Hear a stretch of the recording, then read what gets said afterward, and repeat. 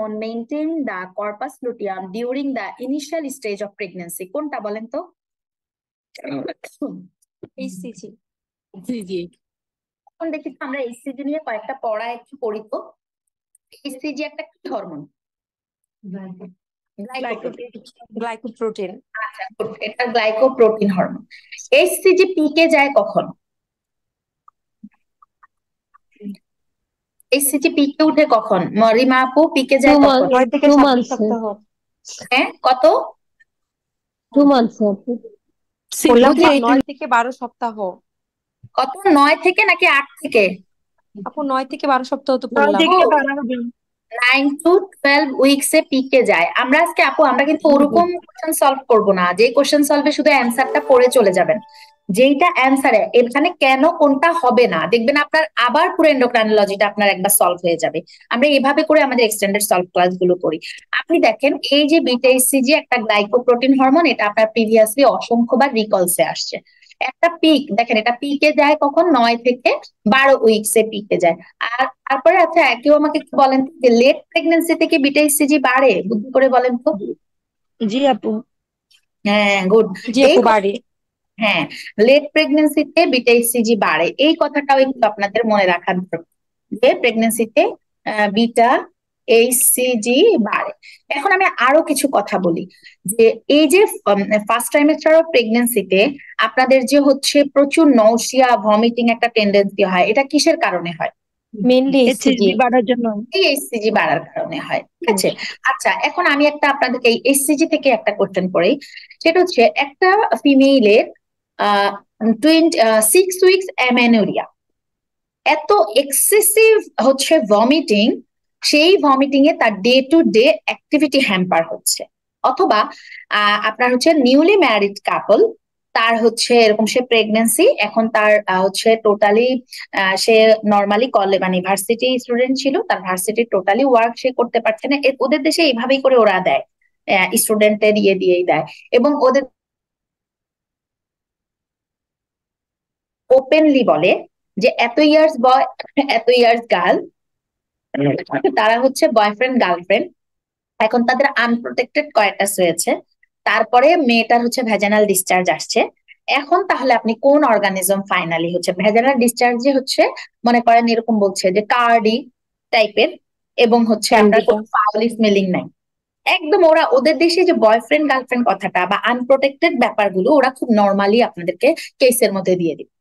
তো এই জন্য হচ্ছে আপনার, তাহলে এই কারণেই আপনাকে আমি বলছি যে এই ইয়েটা যখন আপনাকে বললে যে, অথবা বলবে যে একটা বয়ফ্রেন্ড গার্লফ্রেন্ড এরকম একটা আনপ্রোটেক্টেড ইয়ে হয়েছে, এখন তার হিস্ট্রি অফ অ্যামেনোরিয়া হচ্ছে 1.5 মান্থস, এখন তার এক্সেসিভ হচ্ছে ভমিটিং, সে হচ্ছে তার ভার্সিটি লাইফ কন্টিনিউ করতে পারছে না, তুমি কি সাসপেক্ট করছো? বুদ্ধি করে বলো। হাইপারএমেসিস গ্র্যাভিডারাম। আচ্ছা, হাইপারএমেসিস। আর কি হতে পারে?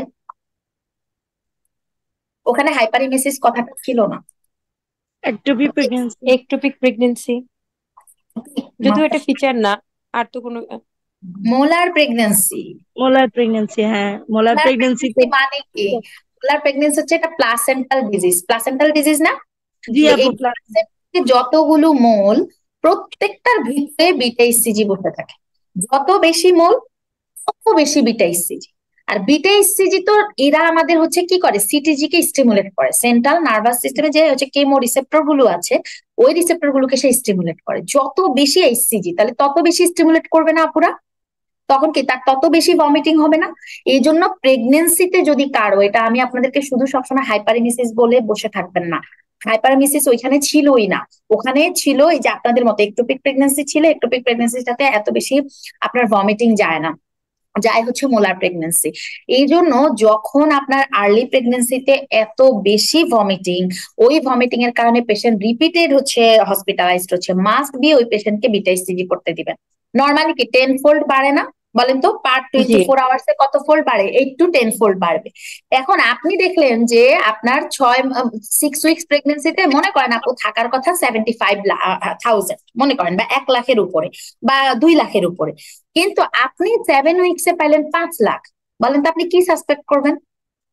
Molar pregnancy. Molar pregnancy suspect করবেন। তাহলে এই এক বিটা এইচসিজি থেকে দেখেন কতগুলো কোশ্চেন, মানে আপনারা বিটা এইচসিজি থেকে কোনো না কোনো কোশ্চেন পাবেন। এই জন্য আমি বিটা ইসিজিটা নিয়ে এতগুলো কথা বলতেছি। হয় বিটা ইসিজি গ্লাইকোপ্রোটিন কিনা, এটার আলফা সাব ইউনিট কোথায়, বিটা সাব ইউনিট কোথায়, কয়টা অ্যামাইনো অ্যাসিড থাকে, সে কার কার সিমিলার, অথবা আপনাদেরকে কেস থেকে দিয়ে দিবে মোলার প্রেগন্যান্সি থেকে। তাহলে আমি আপনাদের মাথায় এটা বুঝাতে চাচ্ছি যে বিটা ইসিজি আপনাদের জন্য ইনফিনিটি স্টার একটা টপিক। রিমা আপু বুঝতে পেরেছেন? জি আপু। এখন দেখেন এই যে কর্পাস লুটিয়াম, এই কর্পাস লুটিয়ামটা আপনি চিন্তা করেন যে ইনিশিয়াল স্টেজ অফ প্রেগনেন্সি, যেহেতু ইনিশিয়াল স্টেজ বলছে তাহলে ইস্ট্রোজেন প্রজেস্টেরন, ওই সময় কি এটা আপনার ইস্ট্রোজেন প্রজেস্টেরন মেইন কি সিক্রেট করবে? না। তারপরে দেখেন থাইরয়েড, থাইরয়েড তো আরো না। ইনসুলিন কি, ইনসুলিন নিজেই হচ্ছে আমাদের প্রেগনেন্সিতে কম হয় না বেশি হয়? ইনিশিয়াল মেইনলি স্টেজে রেজিস্ট্যান্ট হয়, কমে যায় এবং রেজিস্ট্যান্ট হয়। হুম। এখানে আমাদের যদি অন্যগুলো এক্সক্লুডিং মেথডেও আমরা অ্যান্সার দিতে চাই, মেনলি কোনটা হবে? Beta ECG. এটা যাতে আপনাদের মাথায় থাকে। এবং শুধু বিটা ইসিজিতে হাইপারইমিসিস গ্র্যাভিডেরাম কথাটাই মাথায় রাখবেন না, আরেকটা বলে দেই, এটা আমি সামনে আপনাদের আরো পরীক্ষায় দিব, আমি আরো সলভ করে দিব। আপনাদেরকে তারা একটা ভ্যালু দিয়ে দিবে আপু, দিবে এই যে দেখেন, দিবে যে প্রি প্রেগনেন্ট স্টেটে তো আর প্রেগনেন্সিতে এত।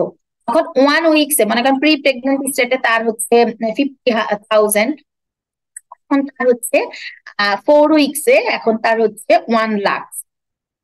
আপনি যদি এটা না জানেন যে কত নর্মাল, নর্মাল ইসিজির লেভেল কত থাকে, কত থেকে কত, কত আপ টু, 1 লাখ। আপু আপ টু কত? এটা আমি এক্সাক্ট জানি না, up to maybe 1 lakh. Up to 10। আমার জানা নাই এটা একদমই। হ্যাঁ, আপ টু হচ্ছে আপনার 10 পর্যন্ত থাকে। এটা আপনারা যেই ভ্যালু শুনেন, যেই ভ্যালুতেই থাকবে, কখনো এটা কিসের ভ্যালু বলছেন? Beta ECG. Beta ECG, beta ECG. Okay. ঠিক আছে।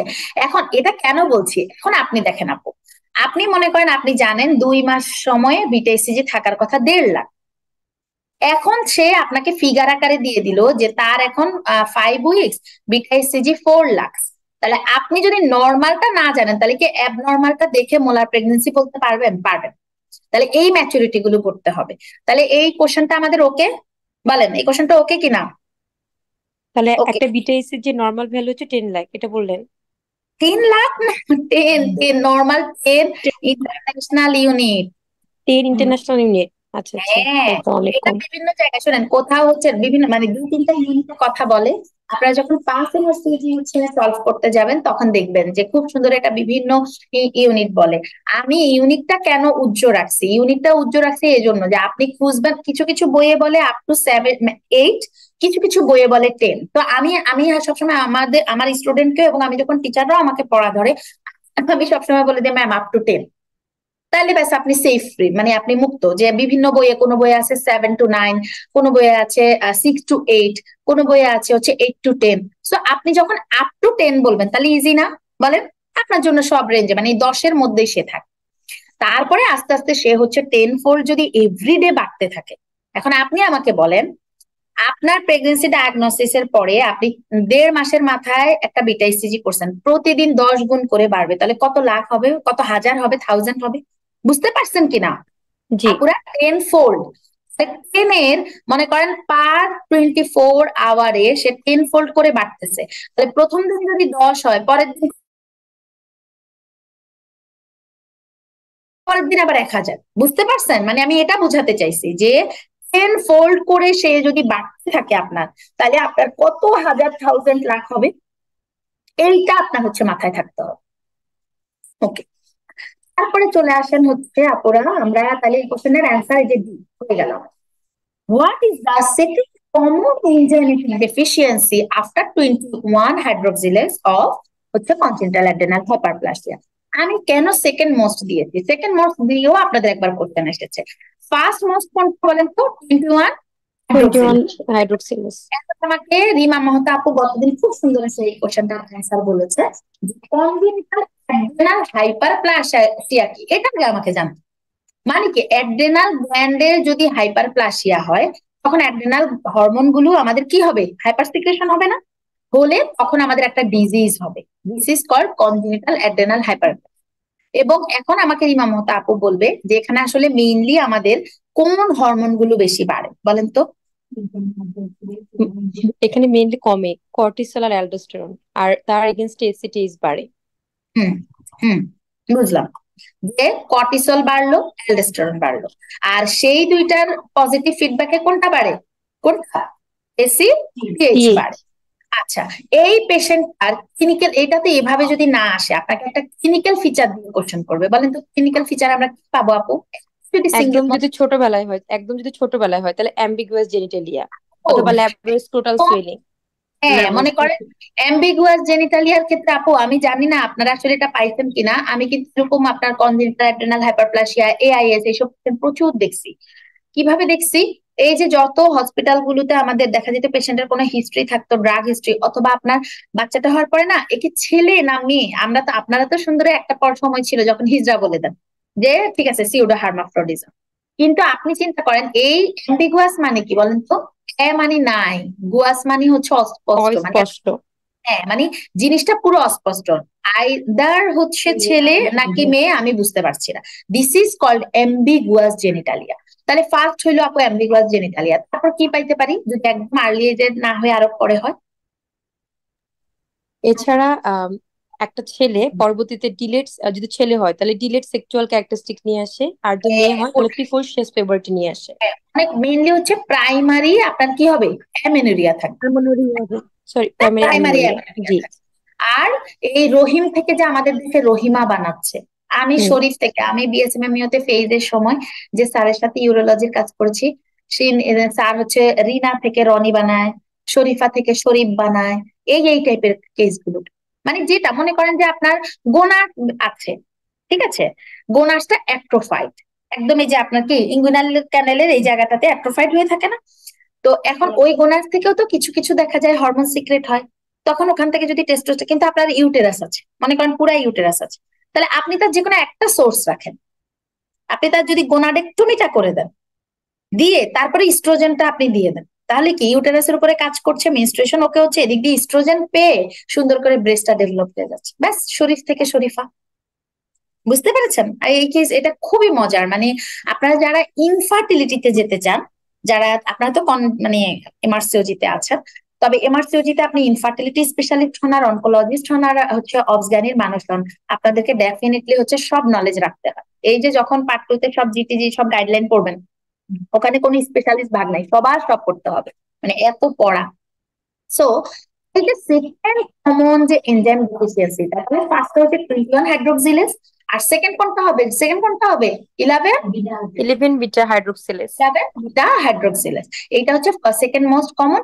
এইটাকে এভাবেও দিতে পারে, এটাও আমি একটা কোশ্চেন সোর্স থেকে নেয়া, আবার এভাবেও দিতে পারে যে এত ইয়ার্স, সরি, একটা মেয়ের হচ্ছে এরকম 24 ইয়ার্স, সে হচ্ছে ম্যারিড হয়েছে তা আপনার 2 বছর আগে, এখন তার একটা বেবি হয়েছে, ওই বেবিটার যখন মানে পেডিয়াট্রিশিয়ান যখন এক্সামিনেশন করতে গেল, তখন দিল অ্যাম্বিগুয়াস জেনিটালিয়া। এই অ্যাম্বিগুয়াস জেনিটালিয়ার জন্য which enzyme is most commonly না দিয়ে দিবে যে সেকেন্ডলি মোস্ট কমন, অথবা সেকেন্ডলি রেসপন্সিবল ফর দা হচ্ছে এটা। আপনারা তো মোস্ট কমনটা জানেন, কিন্তু অনেক সময় বিটা 11 বিটাটা আমরা ভুলে যাই। বুঝতে পারছেন কিনা? ঠিক আছে, এখন আসেন, তাহলে এটা গেল হচ্ছে আপনার কেন কনজেনিটাল অ্যাড্রেনাল হাইপারপ্লাসিয়া। আচ্ছা, এবার আসেন মিনারেলোকর্টিকয়েড, সে আবারও বলবো বারবার বলবো, আমি বলছি না একই কথা আমি বারবার বলবো, জোনা গ্লোমেরুলোসা, জোনা ফ্যাসিকুলেটা, জোনা রেটিকুলাস, মিনারেলোকর্টিকয়েড, গ্লুকোকর্টিকয়েড, আর হচ্ছে কি, আর হচ্ছে অ্যান্ড্রোজেন, অ্যাড্রেনাল অ্যান্ড্রোজেন। এই মিনারেলোকর্টিকয়েড মানে মেইনলি কোনটা? অ্যালডোস্টেরন, তাই না? গ্লুকোকর্টিকয়েড মানে হচ্ছে কর্টিসল, আর অ্যান্ড্রোজেন মানে তো অ্যান্ড্রোজেন, তাই না? অ্যান্ড্রোজেন গেল। এখন এই অ্যালডোস্টেরনের কাজ হচ্ছে সোডিয়াম ওয়াটার রিটেনশন, বারবার বলতেছি সোডিয়াম ওয়াটার কি করবে? রিটেনশন করবে। আর পটাশিয়াম আর হাইড্রোজেনকে কি করবে? এক্সক্রিশন করে দিবে। ইয়া আপু কর্টিসলের কাজ কি বলেন দ্রুত? কি করবে? গ্লুকোজ বাড়াবে। আর রিমা আপু বলেন তো সোডিয়ামকে কি আপু একই রকম, সোডিয়াম ওয়াটার রিটেনশন করে, একটু হালকা প্রপার্টি আছে। সোডিয়াম ওয়াটারকেও রিটেনশন করবে। জি। সব কিছু করার পরে তারপরে আপনার ফাইনালি সে বডিতে একটা হচ্ছে আপনার গ্লোমেরুলার ফিল্টার মেনটেন করে, তো এই সব হরমোন গুলো পেরিফেরাল কনভার্সন হয় সবকিছু। এখন দেখেন mineralocorticoids আর রিলিজড ফ্রম, একদম সহজ কোশ্চেনটা আসছে। কোনটা কোনটা? জোনা। জোনা গ্লোমেরুলোসা। বেশ। তারপর চলে আসেন what is the chemical structure of renin. আচ্ছা, আমাকে গ্লাইকোপ্রোটিন হরমোন গুলোর নাম বলেন, কে বলবেন? দাঁড়ান, আমি শুধু রিমা আপুর নাম ডাকি, আমি আরেকটা আপুকে বলবো। তাসলিমা আপু বলেন তো, তাসলিমা আপু। জি তাসলিমা আপু। আপু, আমাকে FSH গ্লাইকোপ্রোটিন হরমোন গুলোর নাম বলেন। আপু, FSH, LH, দেন হচ্ছে HCG, হ্যাঁ, আর আর কোনটা? TSH। আর কোনটা আছে কিনা? ইয়া আপু, এবার রিমা আপু বলেন, তাকে দিয়ে FSH, finish। LH, HCG, THS, erythropoietin, thrombopoietin, ও, রেনিন। এই যে TSH-টাই শুনতে চাইছি। আমি বলতে ইরাইথ্রোপয়েটিন, তো চাচ্ছি থ্রম্বোপয়েটিন যে পারবে, ইরাইথ্রোপয়েটিন থ্রম্বোপয়েটিন যে পারবে সেটা এক্সট্রা বোনাস। তো এই চারটা টায়ার্ড আমি পড়ায়া দিছি না? আচ্ছা, এখন আমার কথা শুনেন, এইটার সাথে আজকে নতুন করে জানবেন আরেকটা হরমোন। দেখেন তো কে কে?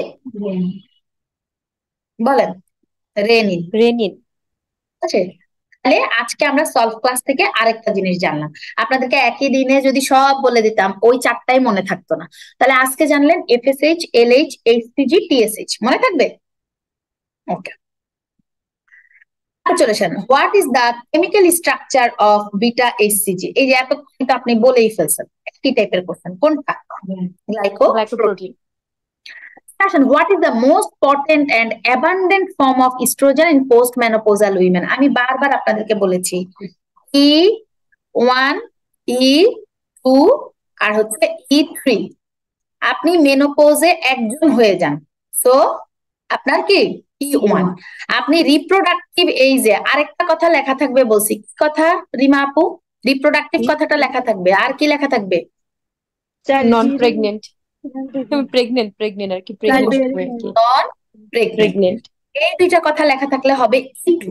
আর কারণ তখন শুধু হাজবেন্ড ওয়াইফ অথবা বয়ফ্রেন্ড গার্লফ্রেন্ড থাকে।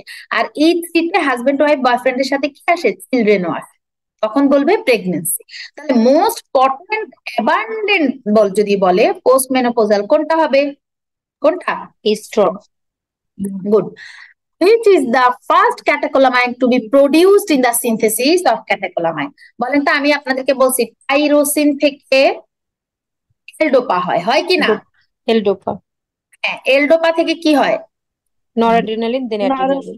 ডোপামিন, এলডোপা থেকে কি হয়? ডোপামিন। ডোপামিন।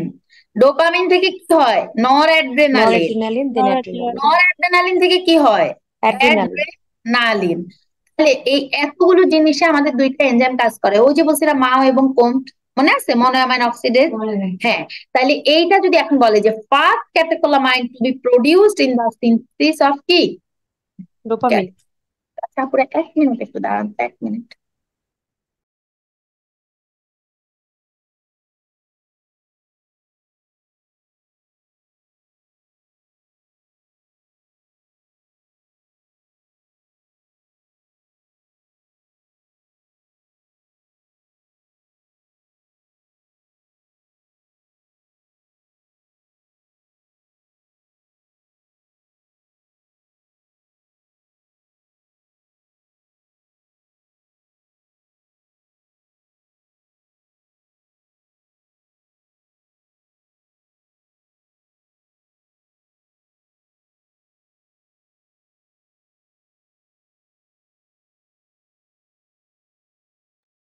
আচ্ছা, তাহলে আসেন আপুরা, দেখেন সেটা হচ্ছে যে ক্যাটেকোলামাইন্স এর আমরা এই জিনিসটা জানলাম।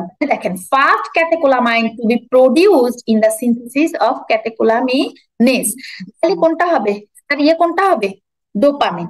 এখন দেখেন কারণ কি, সেটা হচ্ছে থাইরক্স। হ্যাঁ, ছাড়াই দাও।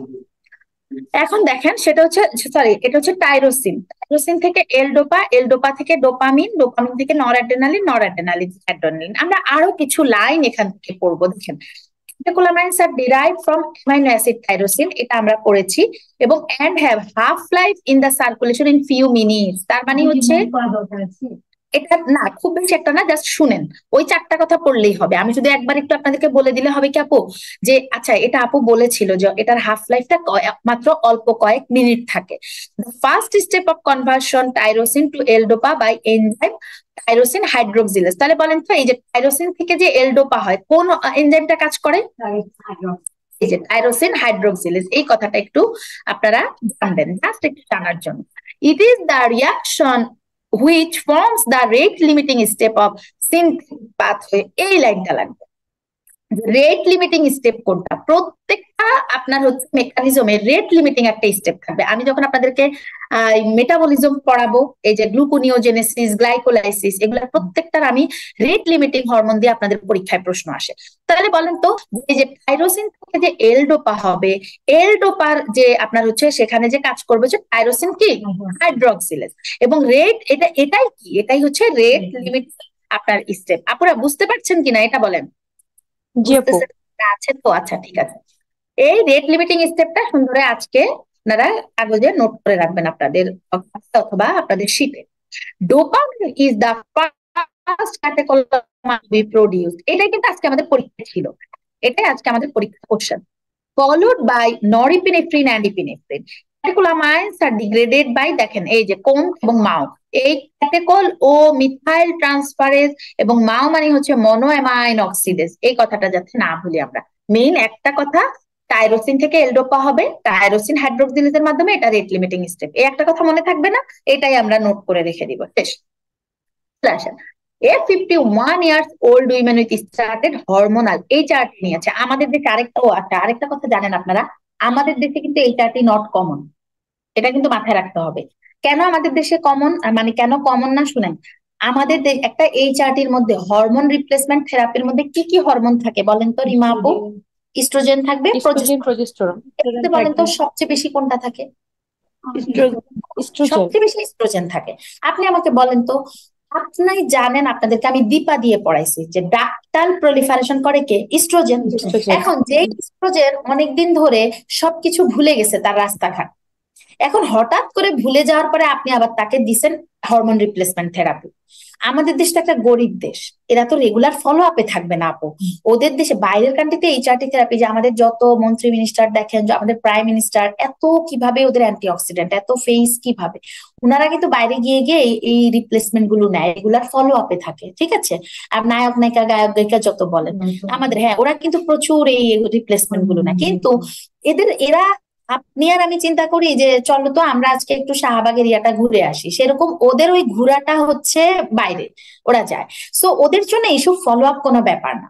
বাট আমাদের দেশে যখন আমরা একটা হরমোন রিপ্লেসমেন্ট থেরাপিটা স্টার্ট করে ফেলবো, স্টাবলাইজ করে ফেলবো, তখন খাজনা থেকে বাজনা বেশি হবে। কি বেশি হবে দেখেন, দেখা যাবে যে একটা চেয়ার টেনে এখানে ইয়ে করো, দেখা যাবে যে আমরা জানি যে ডাক্তার প্রলিফারেশন করে ইস্ট্রোজেন।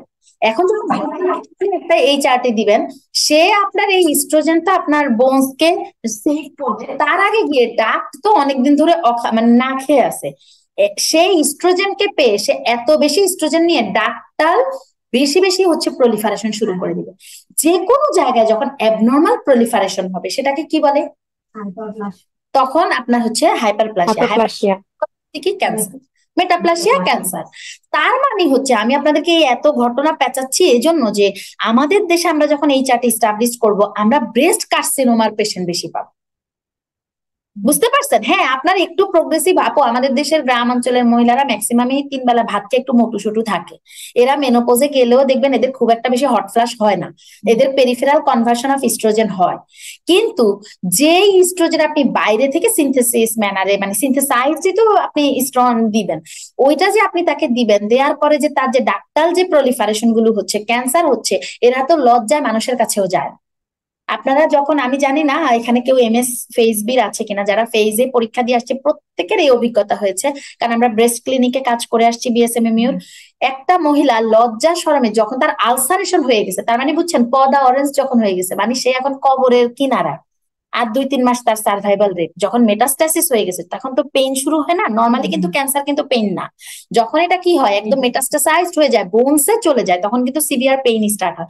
তখন তার বলতে পারতেছে না। ওই মানে আমি চিন্তা করি যে তার হাজবেন্ডটাও চিন্তা করেন যে মানে এতটা অসচেতন কি করে হয়। আমি এরকম অসংখ্য বিএসএমএম এর আউটডোরে 201 নম্বর রুমে, এই যে 1 নম্বর বিল্ডিং এর, ওটা হচ্ছে ব্রেস্ট ক্লিনিক। এখানে আপনি যদি 5 দিন থাকেন, আপনি ব্রেস্ট মানে বাংলাদেশে আপনি মনে করবেন যে আমি কিচ্ছু হবো না, আমি শুধু ব্রেস্টের ডাক্তার হবো, কারণ বাংলাদেশের সব রোগী ব্রেস্টের। বাংলাদেশের সব রোগী ব্রেস্টের, আপনি এটাই বুঝবেন। এত পেশেন্ট, এত পেশেন্ট, ঠিক আছে। সো এখন দেখেন না, এই জন্য সবাই সিঙ্গেল একটা সাইডের স্পেশালিস্ট হচ্ছে। ব্রেস্ট অ্যান্ড হচ্ছে ব্রেস্ট প্লাস সার্জারির আপনার শুধু ব্রেস্ট অ্যান্ড অনকোপ্লাস্টিক সার্জারির ইয়ে হচ্ছে না, অথবা ব্রেস্ট অ্যান্ড কলোরেক্টাল সার্জারির হচ্ছে, শুধু ব্রেস্টের হচ্ছে। কারণ কি, ওই কেস হ্যান্ডেল করেই তো তার দিন যাচ্ছে, মানে সে কুল পাচ্ছেন। তো এই এতগুলো ঘটনা বলাই যাতে আপনারা ভুলে না যান যে আমাদের দেশের জন্য এই চারটি কমন না, ওদের দেশের জন্য কমন, ওটা রেগুলার ফলো আপ করতে হয়। এবং সেটা আপনার হচ্ছে আমাদের দেশে যদি করে, এইটাও আপনাদের পরীক্ষায় আসে, কি হয় আমরা যদি এই চারটি থেরাপি দেই কি হবে, আমাদের ব্রেস্ট কার্সিনোমা বেশি। হুম। এরপর চলে আসে না পুরা, সেটা হচ্ছে যে you consider the properties of estrogen when discussing the contraindications to আপনার এইচআরটি ট্রিটমেন্ট। মানে এটার মানে এটা বুঝাইছে যে আপুরা আপনি যখন এইচআরটি দিচ্ছেন অলরেডি সেটার মধ্যে ইস্ট্রোজেন আছে না, তারপর আপনি আবার যদি বাইরে থেকে সিনথেসাইজ শুধু ইস্ট্রোজেন মানে প্রডিউসিং কোনো কিছু দেন বা ইস্ট্রোজেন কন্টেইনিং কোনো কিছু দেন, তাহলে সেটা কন্ট্রাইন্ডিকেশন না, কারণ অলরেডি তো আপনার এইচআরটি চলতেছে। Which of the following is a property of estrogen? মানে এই এতগুলো ঘটনা বলছে, এখন আপনাকে বলছে ইস্ট্রোজেন আসলে কি করে। আচ্ছা, আমি আপনাদেরকে বলেছি আপু ইস্ট্রোজেন একটা হট হরমোন, প্রোজেস্টেরন হচ্ছে একটা কুল হরমোন। এই যে আপনি আমি মেনস্ট্রুয়েশনের পরে আমাদের অস্টিওপ্লাস্টিক অ্যাক্টিভিটি বেড়ে যায়, আমাদের যে অস্টিওপোরোসিস হয়, কেন হয়? কারণ ইস্ট্রোজেন নাই। ইস্ট্রোজেন নাই, তাই আমাদের হচ্ছে অস্টিওপোরোসিস বেড়ে যায়। তাহলে সে কি one kind of the estrogen কি করে, আমাদেরকে বোনস কে সাপোর্ট দেয়, হ্যাঁ সিনথেটিকে হেল্প করে। তাহলে এখানে দেখেন ডিক্রিজ বোন ফর্মেশন, এটা ট্রু না ফলস? বলেন ডিক্রিজ False. বোন, false. Decrease circulating coagulation factor, এটা False. কি করে? Increase. ইনক্রিজ করে না? আচ্ছা। হুম। Increase bowel motility, False. Decrease. আচ্ছা বাওয়েল মোটিলিটি বাড়ায় কে আর কমায় কে? প্রোজেস্টেরন বাড়ায়, কি করে? কমায়। এই কমায় দেখে, এটা হচ্ছে প্রোজেস্টেরন, কমায় দেখেই তো প্রেগন্যান্সিতে কনস্টিপেশন হয়, তাই না? কনস্টিপেশন হয় না? রিডিউস ট্রাইগ্লিসারাইড ইন ব্লাড, ভালো করে দেখেন, টিজি ব্লাডে হচ্ছে বলছে কমায়। ইস্ট্রোজেন কি কার্ডিও প্রোটেক্টিভ ছিল নাকি হচ্ছে আমি পড়াইছি নাকি নিও প্রোটেক্টিভ ছিল? Estrogen cardioprotective, progesterone neuroprotective. তাহলে সে আসলে কি করবে? কার্ডিও প্রোটেক্টিভ হলে সে এইচডিএল কে বাড়াবে, এলডিএল কে কমাবে, আর ট্রাইগ্লিসারাইড কে কি করবে? রিমা আপু দ্রুত বলেন, ট্রাইগ্লিসারাইড কে কি বলবে? TG কি estrogen বাড়াবে? বাড়াবে। ট্রাইগ্লিসারাইড, হ্যাঁ ইস্ট্রোজেন TG কে estrogen বাড়াবে। বাড়াবে। তাহলে দেখেন, তাহলে বাড়াইলো, তাহলে আপু এই অ্যান্সারটাও আমরা ফলস পাইলাম, ঠিক আছে, সবগুলো আমরা ফলস পেলাম। এবার দেখেন স্টিমুলেটস গ্রোথ অফ এন্ডোমেট্রিয়াম, এটা কোন কোন ইয়েতে ছিল, এটা কোন ইয়েতে ছিল এন্ডোমেট্রিয়ামের গ্রোথ করবে? প্রলিফারেটিভ। কিন্তু আসলে মেনস্ট্রুয়াল সাইকেলের প্রলিফারেটিভ ফেজ থেকে এত ঘটনা বলে দিছে আপনাকে, জাস্ট এই চারটি, কিন্তু আসলে আপনাকে প্রলিফারেটিভ ফেজে যে ইস্ট্রোজেন কাজ করে, সে যে এন্ডোমেট্রিয়ামকে প্রলিফারেশন করছে, কত মিলিমিটার ঠিক করে? মিনিমাম 6 মিলিমিটার পর্যন্ত তো করে। আবার কালকে একটা বই আপনারা পাইছেন 3 থেকে 4 মিলিমিটার, পাইছেন কিনা রিমা আপু? এরকম 2 টাইপের কথা এরকম দুই সেখানে রকমের আছে। ভ্যালু আছে। হ্যাঁ হ্যাঁ, 2টাই লিখে রাখবেন, কারণ আমাদের দেশের বইগুলো দত্ত, তো আমরা কি দত্ত ইন্ডিয়ান বুক, আর অক্সফোর্ড ডিভিশন এসেনশিয়াল ডিভিশন হচ্ছে মেইন আরসিওজির বুক। এই জন্য দেখবেন আমি যতবার আপনাদেরকে এসেনশিয়াল অক্সফোর্ড কেন বলি, কারণ তারা তো দত্ত ফলো করে না, তারা তো তাদের আরসিওজি কে ফলো করে, ঠিক আছে। ওরা জিটিজি গ্রিন টপ এই গাইডলাইন গুলো, নাইস গাইডলাইন গুলো এগুলো ফলো করে। দেখেন ইস্ট্রোজেন কজ ফলোইং, বলেন এবার আমি পড়া ধরবো, বলেন কোন কোন ক্লটিং ফ্যাক্টর গুলোকে সে কমায়? বলেন, পড়ায় দিছি ওই দিন, পড়ায় দিইনি? হ্যাঁ 1, 5, 12 কে কমায়, 2, 7, 9, 10 কে বাড়ায়, 11, 13 কে আনচেঞ্জ রাখে। তাহলে এখানে কমাবে কাকে? 11 আর 13, এটাকে কি কমায় না আনচেঞ্জ? এটা আনচেঞ্জ আপু। আনচেঞ্জ থাকে আপু। তাহলে কমায় কাকে? 2, আরে 2, 2, 5, 7 এগুলাকে কি করে? কমায়। কমায়। আচ্ছা এবার আছে এটা হচ্ছে আপনার, আচ্ছা এবার আসেন, এখানে হাই ডেন্সিটি লিপোপ্রোটিন করছেন যে মেইনলি হচ্ছে সে এইচডিএল কে বাড়াবে, এই যে দেখেন পিজি কে বাড়াবে, আর হচ্ছে রিডিউস লো ডেন্সিটি লিপোপ্রোটিন, এটাও আমরা জানি, এই যে দেখেন রিডিউস কি করবে হবে, আপনারা তো বলছেন যে কি বায়োল মোটিলিটি বাড়াবে না কমাবে, কমাবে। কমাবে। দেখেন এখানেও আছে কমাবে, দেখেছেন ওই সব বেশি কে কমায়, প্রোজেস্টেরন, এটা হ্যাঁ প্রোজেস্টেরন। প্রোজেস্টেরন। এই যে বায়োল মোটিলিটি নিয়ে একটা প্রশ্ন আসলেও যদি এসবিএ তে আসে তাহলে মেইনলি কে কমাবে, প্রোজেস্টেরন কমাবে। প্রোজেস্টেরন। এবং দেখেন এন্ডোমেট্রিয়াল গ্রোথটাকে সে স্টিমুলেট করবে, তারপর ইনক্রিজ ডিসচার্জ এবং হচ্ছে আপনার লুব্রিকেশন। এই যে আপনাদেরকে আমি বলছি মেনস্ট্রুয়েশনের পর পরই প্রচুর হোয়াইটিস ডিসচার্জ হয় না, একদম দেখবেন যে কোরিলেট করবেন। কারণ কি মেনস্ট্রুয়েশনের পর পরই, মেনস্ট্রুয়েশন মানে কি no estrogen, no progesterone, no FSH, no LH, চারটা কথা। আজকের পর থেকে ইস্ট্রোজেন মানে মেনস্ট্রুয়েশন আপনারা কেন হতাশ হয়ে যান, কেন আপনারা দেখবেন মেনস্ট্রুয়াল পিরিয়ডে মেয়েরা খুব ডিপ্রেস থাকে, নো হরমোনাল সাপোর্ট, তাহলে no estrogen, no progesterone, no FSH, no LH, এই চারটা কথা মনে রাখবেন। এখন আপনি চিন্তা করেন যে আপনার যখন মেনস্ট্রুয়েশনের পর পরই আপনার প্রলিফারেটিভ ফেজ, এই যে প্রলিফারেটিভ ফেজ, এই যে দেখেন প্রলিফারেটিভ ফেজে কি হয় দেখেন তো, এই যে ইনক্রিজিং ডিসচার্জ, যখন প্রলিফারেটিভ ফেজ কতদিন পর্যন্ত, কত 5 থেকে 14 দিন পর্যন্ত। এই জন্য দেখবেন মেনস্ট্রুয়েশনের 8-10 দিন পরে, তার মানে কি মোটামুটি প্রলিফারেটিভ ফেজ শেষ, সিক্রেটরি শুরু হয়ে গেছে।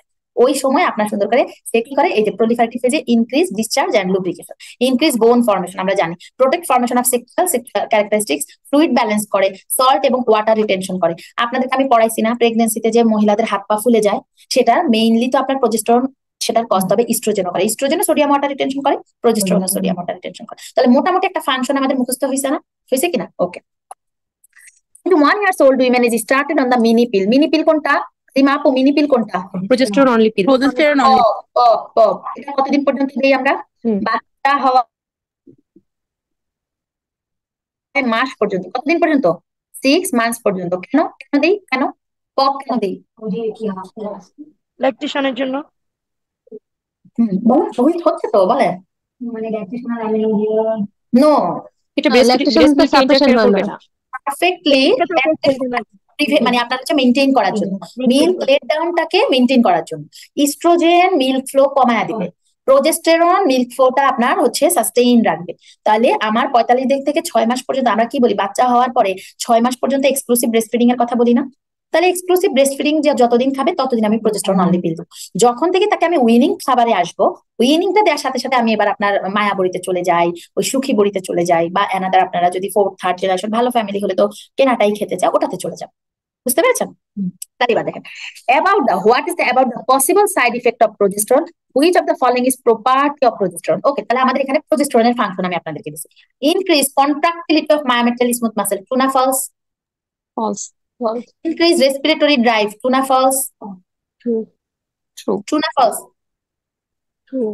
আমি তো ট্রু দিয়েছিলাম হ্যাঁ বুঝিনি আপু, আমি এটা অ্যান্সার ট্রু দিয়েছিলাম। আচ্ছা ট্রুই ঠিক আছে, আমার কাছে মনে হয়েছে। ধরলাম আপু। ইনহিবিট লোবিউলো অ্যালভিউলার ডেভেলপমেন্ট অফ হচ্ছে ফলস। আর মেমারি গ্ল্যান্ড, এটা আসলে কি স্টিমুলেট, তাই তো? Stimulate. Promote lactation during pregnancy, inhibit না, ল্যাকটেশন। পেটে ইনহিবিটরি রোল আছে। ইনহিবিট ল্যাকটেশন, তাহলে এটাও রিডিউস বোন ডেনসিটি। বোন ডেন্সিটির সাথে এটা তেমন বোন ভাবে অত ডেন্সিটির কোনো সাথে জড়িত সম্পর্ক করি নাই, মানে এটা এটাই রোল হচ্ছে সেরকম ভাবে নেই। তাহলে আপনাদেরকে আমি একটা জিনিস শিখাচ্ছি, আজকের আমি আপনাদেরকে বুঝাচ্ছি যে একটা সলভ ক্লাস কেমন হওয়া দরকার, একটা সলভ ক্লাস কিভাবে আপনারা করবেন, আপনারা কিভাবে একটা কোশ্চেন সলভ করবেন। আমার এই জায়গাটাতে আজকে আপনাদেরকে ইনডাইরেক্টলি বুঝাচ্ছি একটা কোশ্চেন কিভাবে সলভ করতে হয়। অক্সফোর্ড আপনারা ক্যাথেরিন খোলেন, আচ্ছা ঠিক আছে 14 নম্বর কোশ্চেন এটা না, আচ্ছা এটার অ্যান্সার মনে হচ্ছে বি, আচ্ছা বাইরে গিয়ে দেখে আসি তো বি এর একটু এক্সপ্লেনেশনটা করে ফেলি তো কোশ্চেন শেষ।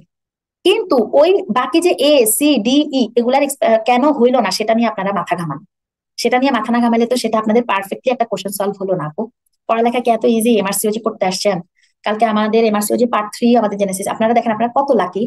আমি পার্ট 2 দিতে পারি না, আমার জেনেসিস পার্ট 2 স্টার্ট হয়নি, আমি এসে পার্ট 2 স্টার্ট করলাম। আমাদের তো এখন পার্ট 2 খুব স্টাবলিশমেন্ট হয়ে গেছে আলহামদুলিল্লাহ, আমাদের অনেক স্টুডেন্ট এখন পার্ট 2 তে, এবার 17 জন স্টুডেন্ট।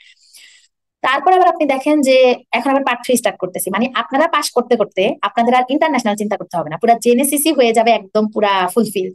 তো কালকে আমার পার্ট 3 পাস করা যেই ডক্টর আসলো, তার অভিজ্ঞতা শোনার পরে মনে হলো কি দরকার এমআরসিওজিতে যাওয়া, মানে এত মোটামুটি একটা ভালো টাফেস্ট একটা জার্নি। ঠিক আছে, তো বি প্রিপেয়ার্ড, বি প্রিপেয়ার্ড, সবকিছু স্পুন ফিডের জন্য না, নিজের কিছু কিছু পড়ার জন্য রেডি থাকেন।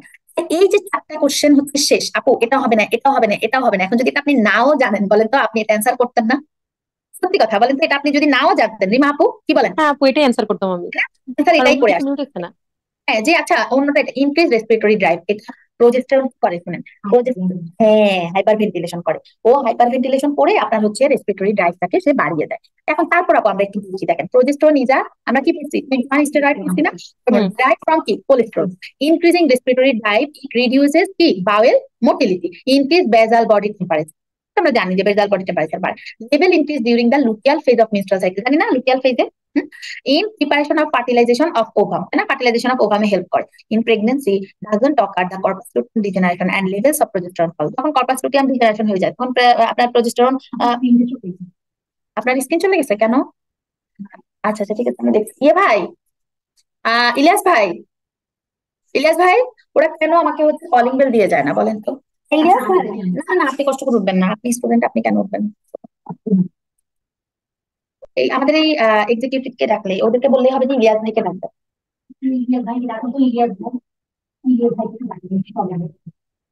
আচ্ছা এরপর হচ্ছে আচ্ছা আপু শুনেন, তাহলে এখানে আমরা আপনার এতটা কিছুই বলছি না, আমরা বলছি যে প্রজেস্টেরন একটা 21 স্টেরয়েড থেকে আসে।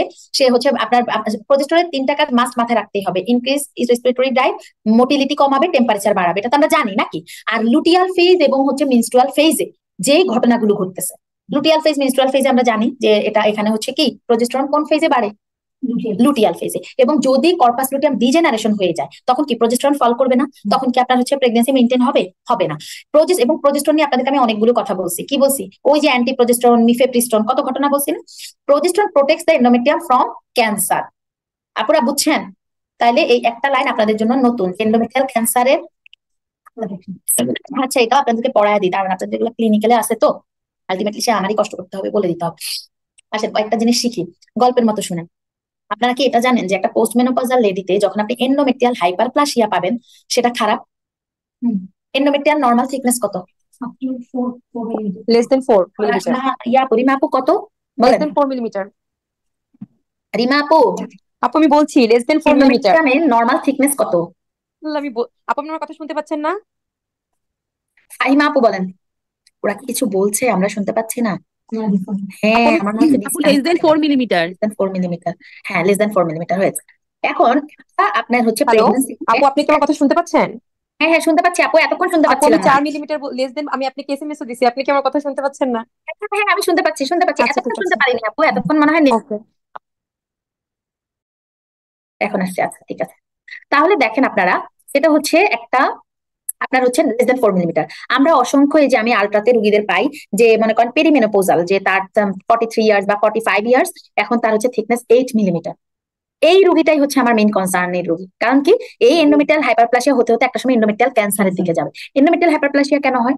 একটা কথা, সিঙ্গেল এসবিএ, শুধু ইস্ট্রোজেন বললে হবে না, আনঅপোজড ইস্ট্রোজেন, আনঅপোজড ইস্ট্রোজেন, অর্থাৎ ইস্ট্রোজেন যতটুকু অবস্থায় আপনার থাকা দরকার সে আনঅপোজডলি কাজ করছে। আনঅপোজড ইস্ট্রোজেনের জন্য এন্ডোমেট্রিয়াল হাইপারপ্লাসিয়া হবে। এন্ডোমেট্রিয়াল হাইপারপ্লাসিয়া থেকে কি হবে? এন্ডোমেট্রিয়াল ক্যান্সার হবে। যেখানে আনঅপোজড ইস্ট্রোজেন থাকবে সেখানে প্রজেস্টেরন কাজ করতে পারে না। দ্যাটস ওয়াই প্রজেস্টেরন দেখেন প্রোটেক্ট দ্য এন্ডোমেট্রিয়াল ক্যান্সার, বুঝতে পারছেন? এন্ডোমেট্রিয়ামটাকে আপনার প্রোটেক্ট করতে কিন্তু করছে কিন্তু হচ্ছে প্রজেস্টেরন। আর যখনই আনঅপোজড ইস্ট্রোজেন আসতেছে বারবার রিপিটেডলি, তখন সে ক্যান্সার করে ফেলতেছে, বুঝছেন? What is the following increase sex hormone binding globulin, বলেন সেক্স হরমোন বাইন্ডিং গ্লোবিউলিন বাড়ে কোনটাতে? আপু এখানে তো আমি লিভার সিরোসিস দিয়েছিলাম। আপনাদের দেখুন ব্যাচে এখানে এত স্টুডেন্ট, নিয়ার অ্যাবাউট 40 স্টুডেন্ট, আপনারা 6 জন না 5 জন, আপনি একজন অফলাইনে আসছেন আর 5 জন হচ্ছে মানে পরে রেকর্ডেডটা করেন। আচ্ছা ঠিক আছে, মানে করেন, মেন কথা হচ্ছে এত টাকা দিয়ে ভর্তি হয়ে যদি ক্লাসগুলো অন্তত এবার সেশন না দেন, কিন্তু ক্লাসটা করে রাখলে পরের বারে একটা এক্সাম ব্যাচ বা ক্লাস ব্যাচে ভর্তি হয়ে পরীক্ষাটা দিলেন। কোনটা কেন বলছে না? Liver cirrhosis. বাইন্ডিং গ্লোবিউলিন কেন আমি কালকে আপনাদেরকে পড়াই নাই যে আপু আপনি কি কথা শুনতে পাচ্ছেন না? আমি কিন্তু SHBG অ্যানসার আপনার দিচ্ছি। সেক্স হরমোন বাইন্ডিং গ্লোবিউলিন বাড়ে কোথায়? ওই যে হাইপারপ্রোল্যাক্টিনেমিয়াতে পড়াইছি না। SHBG ইনক্রিজের কজ কালকে আমি দাগাইছি, সব ভুলে গেছে। হাইপারপ্রোল্যাক্টিনেমিয়া, এবার দেখেন এই যে sex hormone binding globulin answer দিয়ে দিতেছে। আচ্ছা ঠিক আছে, sex hormone binding globulin is synthesised in the liver, কোথায়? ভালো করে যাচ্ছে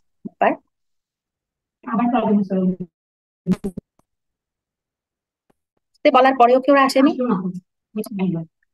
আচ্ছা আপনি উঠেন না, আপনি উঠেন।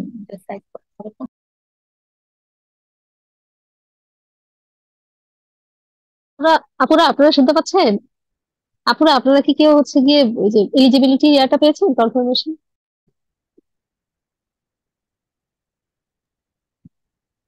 আপুর কথা শোনা যাচ্ছে না তো? আপু এখন শোনা যাচ্ছে? আপু আপনারা কি এলিজিবিলিটি রিয়া মেসেজটা পেয়েছেন না আপু, এখনো তো আরসিএসি আমার থেকে? আসে নাই আপু। আমি তো ভাবছি ও আজকে আচ্ছা, আবারও করে আসবো, আপু যেহেতু বললেন আরেকবার দিতে। কি আবার সাবমিট করতে?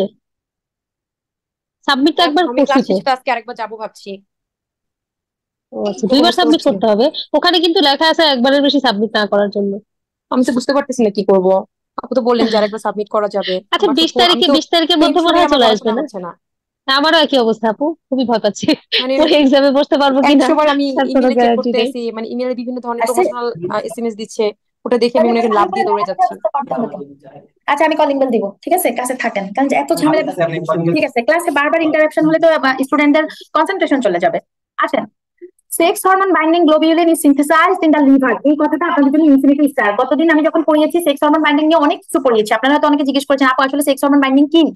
এই হরমোন বাইন্ডিং কিছু সাইট লাগে। ধরেন যত হরমোন বডিতে সিক্রেট হচ্ছে, তাহলে সেক্স হরমোন বাইন্ডিংটা কই থেকে সিনথেসাইজড হচ্ছে? লিভার থেকে। 8% of testosterone is bound to কি? Sex hormone. টেস্টোস্টেরনটা একটা সেক্স হরমোন, তো সেটার 8% এটা বাউন্ড করবে আমরা জানি। 19% টু অ্যালবুমিন এবং 1% আনবাউন্ড। কেন এইভাবে আপনাদেরকে আমি ইস্ট্রোজেন প্রজেস্টেরন সবগুলো পড়াইনি, যে কোনটাতে কত পার্সেন্ট বাউন্ড করবে। Biological effect of circulating androgen depends primarily on the unbound fraction, no need it production to decrease the androgen and insulin. Main কথা হচ্ছে কি, এই সেক্স হরমোন বাইন্ডিং গ্লোবিউলিন যদি বাড়ে, তাহলে আপনার এটা কি হরমোন বাইন্ডিং জিনিস, তাহলে যখন এটা ডিক্রিজ হবে তখন ultimately its production is decrease by কি? অ্যান্ড্রোজেন অ্যান্ড কি? ইনসুলিনের মাধ্যমে। On the other hand estrogen increase the production of কি? sex hormone binding globulin, and hence hirsutism is improved by taking the oral contraceptive pill and during pregnancy. মানে কি বুঝছেন? শুনেন, main কথা হচ্ছে যে সেক্স হরমোন বাইন্ডিং গ্লোবিউলিনটা লিভার থেকে synthesis হয়। মানে যত সেক্স হরমোন জিনিস আছে সবগুলো কি লিভারে গিয়ে, লিভারে এটা সিনথেসিস হয়ে এটার সাথে গিয়ে গিয়ে কোনোটা দেখা যাবে 80%, কোনোটা 70%, কোনোটা 60% হয়ে হয়ে হয়ে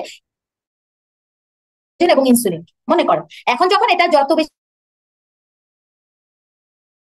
ইনসুলিন, যেটা যত বেশি অ্যান্ড্রোজেন ইনসুলিন প্রোডাকশন হবে, এটা ডিক্রিজ হলো। এখন মনে করেন আপুরা, এই যে দেখেন আবার আনস্টেবল হয়ে গেছে internet connection. Estrogen increase the production of sex hormone binding globulin. এখন আপনারা বলেন তো, ওরাল কন্ট্রাসেপটিভ পিল যখন আপনি খাবেন, আপনার শরীরে না অনেক বেশি হার্সুটিজম। হার্সুটিজম কেন হয়? অ্যান্ড্রোজেনের জন্য ডিউ টু হচ্ছে। Excess androgen. হ্যাঁ, অ্যান্ড্রোজেনের জন্য হচ্ছে। এখন আপনি যখন এই হার্সুটিজম দেখলে, আমরা ওই মানুষগুলোকে 3 থেকে 6 মাস হচ্ছে আপনার ইয়ে দিয়ে দিই, এই যে আপনার ওসিপি দিয়ে দিই। কেন ওসিপি দেই? এই যে পিসিওএস এর পেশেন্টকে যে ওসিপি দেই, গায়ান 35 দেই না? কেন ওসিপি দেই? ওই যে ইস্ট্রোজেনটা, ওই ইস্ট্রোজেনটা গিয়ে অ্যান্ড্রোজেনকে কমিয়ে দিচ্ছে। বুঝতে পেরেছেন কিনা? ওই অ্যান্ড্রোজেনকে যখন কমিয়ে দিবে, দেখেন ওসিপি। এবং প্রেগন্যান্সিতে, ডিউরিং প্রেগন্যান্সিতে যদি আপনাদের কারো এর আগে যদি হার্সুটিজম থাকে কোনো পেশেন্টের, এই জন্য দেখবেন কি পিসিওএস এর পেশেন্ট গুলো না যখন কনসিভ করে, তাদের অর্ধেক অর্ধেক রোগ তো সাবসাইড করে যায়, ওরা নিজেরা খুব বেটার ফিল করে। মানে তাদের হার্সুটিজম ছিল, এখন শুধু করে প্রেগন্যান্সিতে ইস্ট্রোজেন আসছে, তখন হচ্ছে ওরা কি করছে, আপনার যেটা আস্তে হচ্ছে সাবসাইড করেছে। ঠিক আছে? রিমা আপু বুঝা গেছে? জি আপু, রিমা আপু, আমি কথা বলছি আপু, আপনি কি আমার কথা শুনতে পাচ্ছেন না? মানে এরা আমাকে শুনতে পাচ্ছে না। আচ্ছা, what is the percentage of আপু testosterone is bound to sex hormone binding globulin? এখন বলেন তো কতটুকু সেক্স হরমোন বাইন্ডিং গ্লোবুলিন? আমি কথা বলতেছি, দেখছেন ওরা শুনতে পাচ্ছে না, আবার চলে গেছে ওরা কি। আপু আমাদের কোনো কথা মনে হয় আপনি শুনতে পাচ্ছেন না। আপনি কি শুনতে পাচ্ছেন না? আমি শুনতে পাচ্ছি, আমি আমি আপনাদেরকে শুনতে পাচ্ছি না। আপনারা আমাকে শুনতে পাইলে আল্লাহ আল্লাহ করে ক্লাসটা শেষ করি। What percentage of testosterone is bound to হচ্ছে সেক্স হরমোন বাইন্ডিং গ্লোবুলিন? মাত্র পড়ে আসলেন না? বলেন যে নোট বা some, note there is some variation of figure course. আচ্ছা ঠিক আছে, বুঝলাম। সোর্স অফ এটা 50% testosterone bound to sex hormone binding globulin, আর হাই কত? 8%।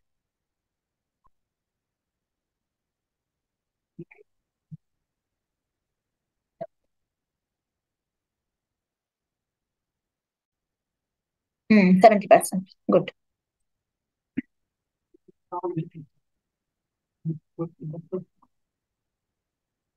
এটা কি সব ক্লাসে এমন হয়? অন্য ক্লাসগুলোতে আমরা এভাবে তো দেই না। এটা তো আরো সুন্দর সিস্টেম হইতো তাহলে। এখন হবে না? আমরা, আচ্ছা না হলে উনাকে আমি এখানে নিয়ে আসবো, উনি অন্তত ক্লাসটা বসে করতে হবে। আসছে অফলাইনে সুন্দর করে ক্লাসটা করে যাবে না? 4:30 বেজে গেছে, তাড়াতাড়ি কর। হবে? তাহলে বলেছে আপু আপনি একটু চলে আসেন, আপনাকে তো কোশ্চেন গুলো দেখতে হবে তাই না? আপুকে একটু সাইড করে দাও, একটু সাইড করে একটু বসতে দাও, আরাম করে ক্লাস করো। আপুর বাসা কোথায় আপু? বাসা হচ্ছে আমার বাসা থেকে আসবে। হ্যাঁ, এখানে দাও যাতে তুমি কোশ্চেনটা দেখতে পারে। হ্যাঁ, আপনি একটু কষ্ট করে কোশ্চেনটা দেন। হ্যাঁ দেন, কোশ্চেনও দেন, উনি এখানেও আমি লিখলে লিখলে তো ওটা দেখতে হবে। হ্যাঁ, আপনি প্রিন্ট করে দেন, আপনাকে প্রিন্ট করে দেন। আচ্ছা, which of the following is wrong statement about hormone. আচ্ছা আপুরা ভালো করে দেখেন, আজকে অনেক কিছু শিখবেন হরমোন থেকে। Protein hormone present in bound form to circulation, true না ফলস?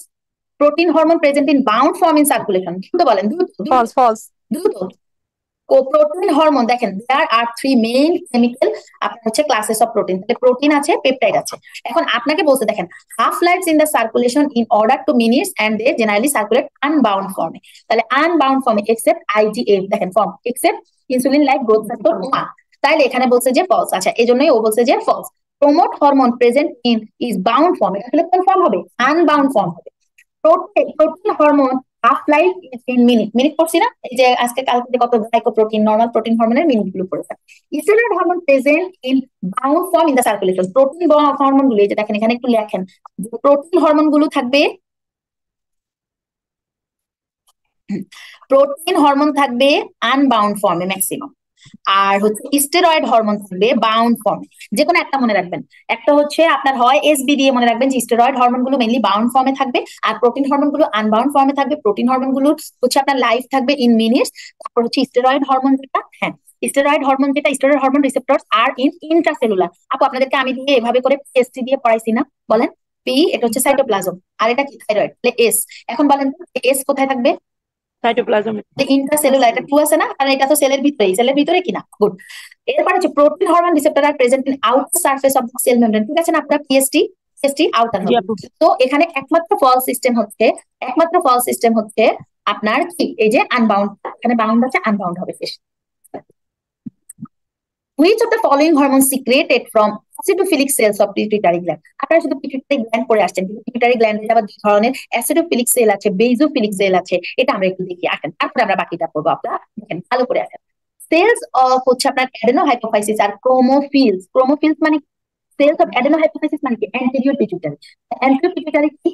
আপনার হচ্ছে ক্রোমোফিলস। এই ক্রোমোফিলস এবং হচ্ছে বেসোফিলস অ্যাকর্ডিং টু হিস্টোলজিক্যাল ডাইস ডেটিকা, মানে কারা হচ্ছে ডাই নিতে পারছে সেটার উপরে ডিপেন্ড করে ক্রোমোফিলস এবং ক্রোমোফোব, তাই না? দুই ধরনের।